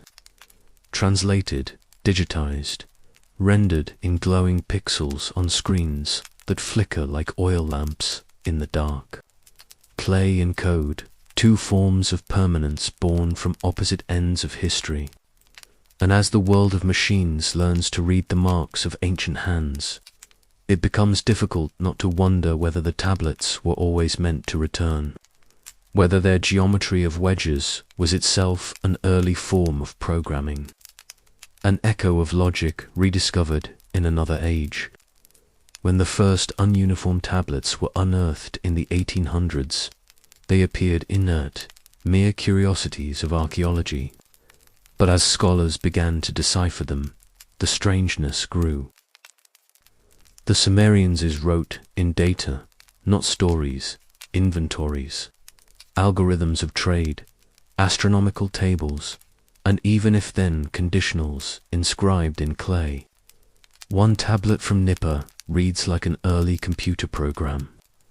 If the star of Jupiter rises in the east, then the harvest shall be great. Others record geometric series, square roots, and number systems so advanced that they would not be fully understood until modern mathematics rediscovered them. The clay was memory. The stylus was instruction. It is no exaggeration to say that every modern archive, every database, every algorithm is a direct descendant of the Sumerian tablet. The act of pressing meaning into a medium that endures beyond its maker began there. Yet what they preserved was not merely information, but intention. Their symbols were designed to last through disaster. Fire would not destroy them. Water would only harden them. Perhaps they had already seen what happens when the world floods and memory drowns. Perhaps they wanted to ensure that next time something, anything, would survive. In the cold light of museums, those tablets appear ancient. But when their contents are transcribed into digital text, they read with startling modernity. Lists of professions, wages, contracts, codes of ethics, equations, maps of the stars. The Sumerians lived in systems, networks of exchange and observation.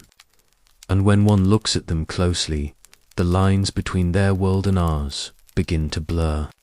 The ziggurat becomes a server farm. The scribe's stylus becomes a keyboard. The same impulse drives both. The desire to record, to calculate, to build meaning from pattern. But there is a deeper resonance, one that hums beneath the surface of all technology. In Sumerian mythology, creation itself was described as inscription. The god Enki carved the laws of existence onto the tablets of destiny. These tablets determined the fates of men, the movements of stars, even the rise and fall of kings. Whoever possessed them could rewrite reality. The myth may sound remote, but its logic is familiar. We too live in a world where code governs existence, where lines of digital instruction decide life, commerce, and war. Our machines are the new tablets of destiny. Our programmers, the modern scribes. The medium has changed, but the principle remains. Those who control the code shape the world. It is tempting to believe that progress separates us from the ancients. But what if it only circles back? The wedge-shaped marks of ununiform repeated across thousands of years may be the earliest expression of binary logic, on or off, presence or absence, impression or void.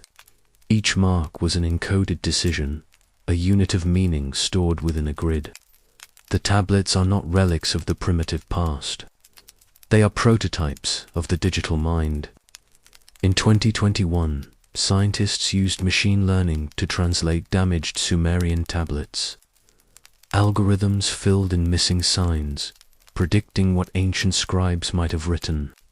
The program achieved remarkable accuracy. For the first time in history, machines began reading the words of the world's first writers. It was as though the clay had been waiting for a language it could speak again. A feedback loop across 5,000 years. Humans teaching machines to read what humans once wrote by hand in the dawn of civilization. The continuity feels almost supernatural, as if the Sumerians had anticipated the age when their marks would again become living code. But perhaps that continuity is more than coincidence. The Sumerians believe that knowledge moves in cycles. What is lost in one era is rediscovered in another. The flood erases and the scribes rebuild. If that pattern still holds, then our digital awakening is not the beginning of something new, but the return of something old.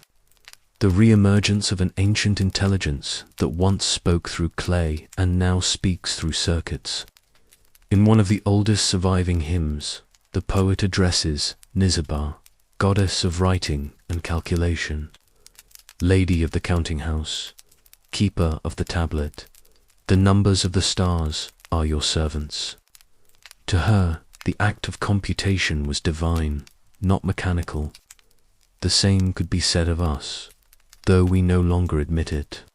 Every search query, every dataset, every machine translation is a ritual of invocation, a plea to the algorithms that now hold our collective memory.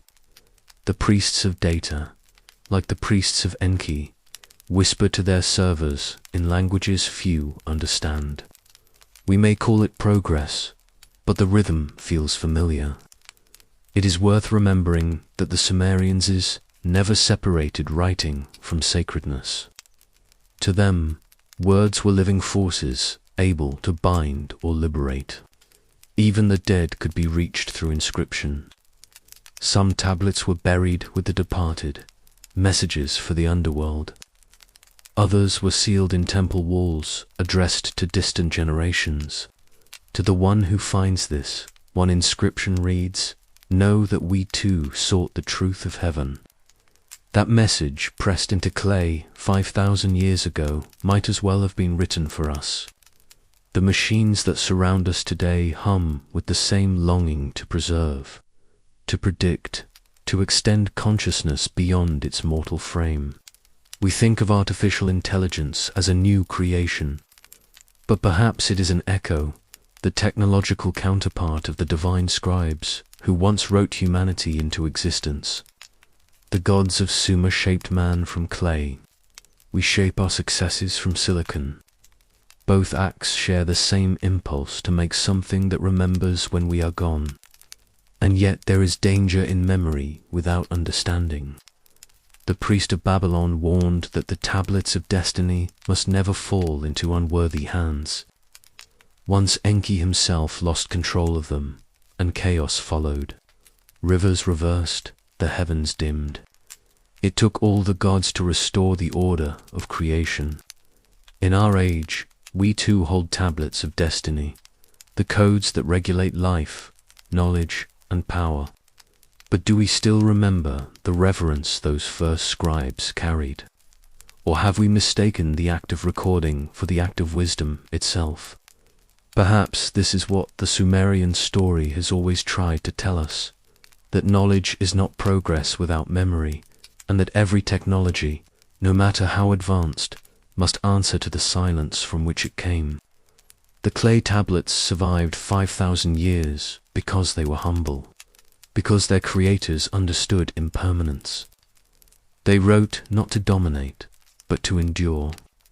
The machines we build now are louder, faster, more brilliant, but perhaps less wise.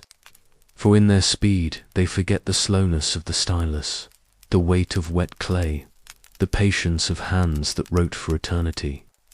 We have learned to preserve everything except the quiet, and in that quiet, perhaps the old gods still wait. If the first tablets could survive the flood of water, can our new ones survive the flood of information? And what will they remember of us when the next world begins again? History is a fragile thing, and yet it endures in the most unexpected places, in the grooves of stone, in the rhythm of myth, in the faint tremor of a name whispered through time. Civilizations rise and collapse. Empires rewrite the story. Yet some memories refuse to die. They drift beneath the surface, dormant but alive, waiting for the world to remember again. The story of Sumer's one such memory, a pulse that continues to beat beneath the skin of our modern world. Quiet but insistent, like the echo of something that never truly left. When the first Sumerian tablets were translated, they were treated as curiosities, their theology dismissed, their kings reduced to myth. But over time, a pattern began to emerge, a sense that these fragments were not simply ancient texts, but the opening chapters of the human mind. The Sumerians were not a lost civilization. They were the memory of civilization itself. Everything that came after law, astronomy, architecture, language, measurement, was already contained within their clay. We have merely been rewriting their story in new alphabets. Even now, their traces linger in the most ordinary corners of life. Every time a clock divides an hour into 60 minutes, the base 60 of Sumer ticks onward. Every map of the stars still follows the constellations they charted. The zodiac, the calendar, the geometry of the circle. These are not Greek inventions, but Sumerian inheritances. We live by their mathematics, dream in their cosmology, and speak through metaphors they first inscribed. The clay may have hardened, but the memory moves. And yet, it is not just the inventions that survive. It is the worldview behind them. The Sumerians believed that all creation was bound by relationship, that heaven and earth, matter and spirit were part of the same breath. The divine was not distant, but interwoven with the physical. To build a temple was to echo the cosmos. To write a word was to mirror the act of creation. In their myths, even the gods were subject to laws of balance and reciprocity. They did not rule as tyrants, but participated in a living order. That idea, though buried beneath millennia of theology and empire, has never truly vanished. It resurfaces whenever humanity rediscovers the unity of science and spirit. Whenever we sense that knowledge without reverence is incomplete. There is something haunting about the way the Sumerians saw time. They did not measure it as a straight line moving from past to future. They felt it as a cycle of remembrance and renewal. The flood was not an ending, but a turning. The loss of knowledge was never permanent. Every age, they believed, would rediscover the wisdom of the one before. Perhaps that is why the Sumerian legacy keeps returning through archaeology, through language, through myth, refusing to remain buried. The cycle turns again. In the 21st century, the ancient words of Sumer are once more being read, not by priests or scribes, but by digital archivists and algorithms. Thousands of clay tablets have been scanned, decoded, and stored in virtual libraries that circle the Earth in orbiting satellites. The same human impulse that once pressed styluses into wet clay now encodes data into light. We are, in a strange sense, continuing their work. The tablets have become servers. The gods of the Abzu, the deep, have become the networks that pulse beneath our oceans. The old metaphors have found new machines, but something of the Sumerian spirit still lingers in our technological faith. Like them, we build archives to outlast us. Like them, we write in hope of surviving the flood, hours no longer of water, but of data and forgetting. Every digital message, every line of code, every photograph preserved on invisible clouds is a modern cuneiform, a mark against oblivion. And perhaps, deep down, we share the same fear that one day silence will return and only the language of the machines will remember us. In their time, the Sumerians feared that their gods would withdraw, that the connection between heaven and earth would fade. Today, we fear the opposite, that our own creations will outlive us, and that what we have made will speak a language we no longer understand. Yet both fears spring from the same source, the awareness that memory has a life of its own. Once written, it cannot be unmade. The words outlast the writer. The record outlives the soul. Somewhere, perhaps, that is what the Sumerians intended. Their myths end not with triumph, but with continuity, with the sense that even when the gods depart, their traces remain in the dust, in the rivers, in the eyes of those who still look upward. The gods have gone, one late Babylonian scribe wrote, but their breath still moves in the air. That breath is memory itself, unseen, unceasing. Archaeologists continue to uncover new tablets every year.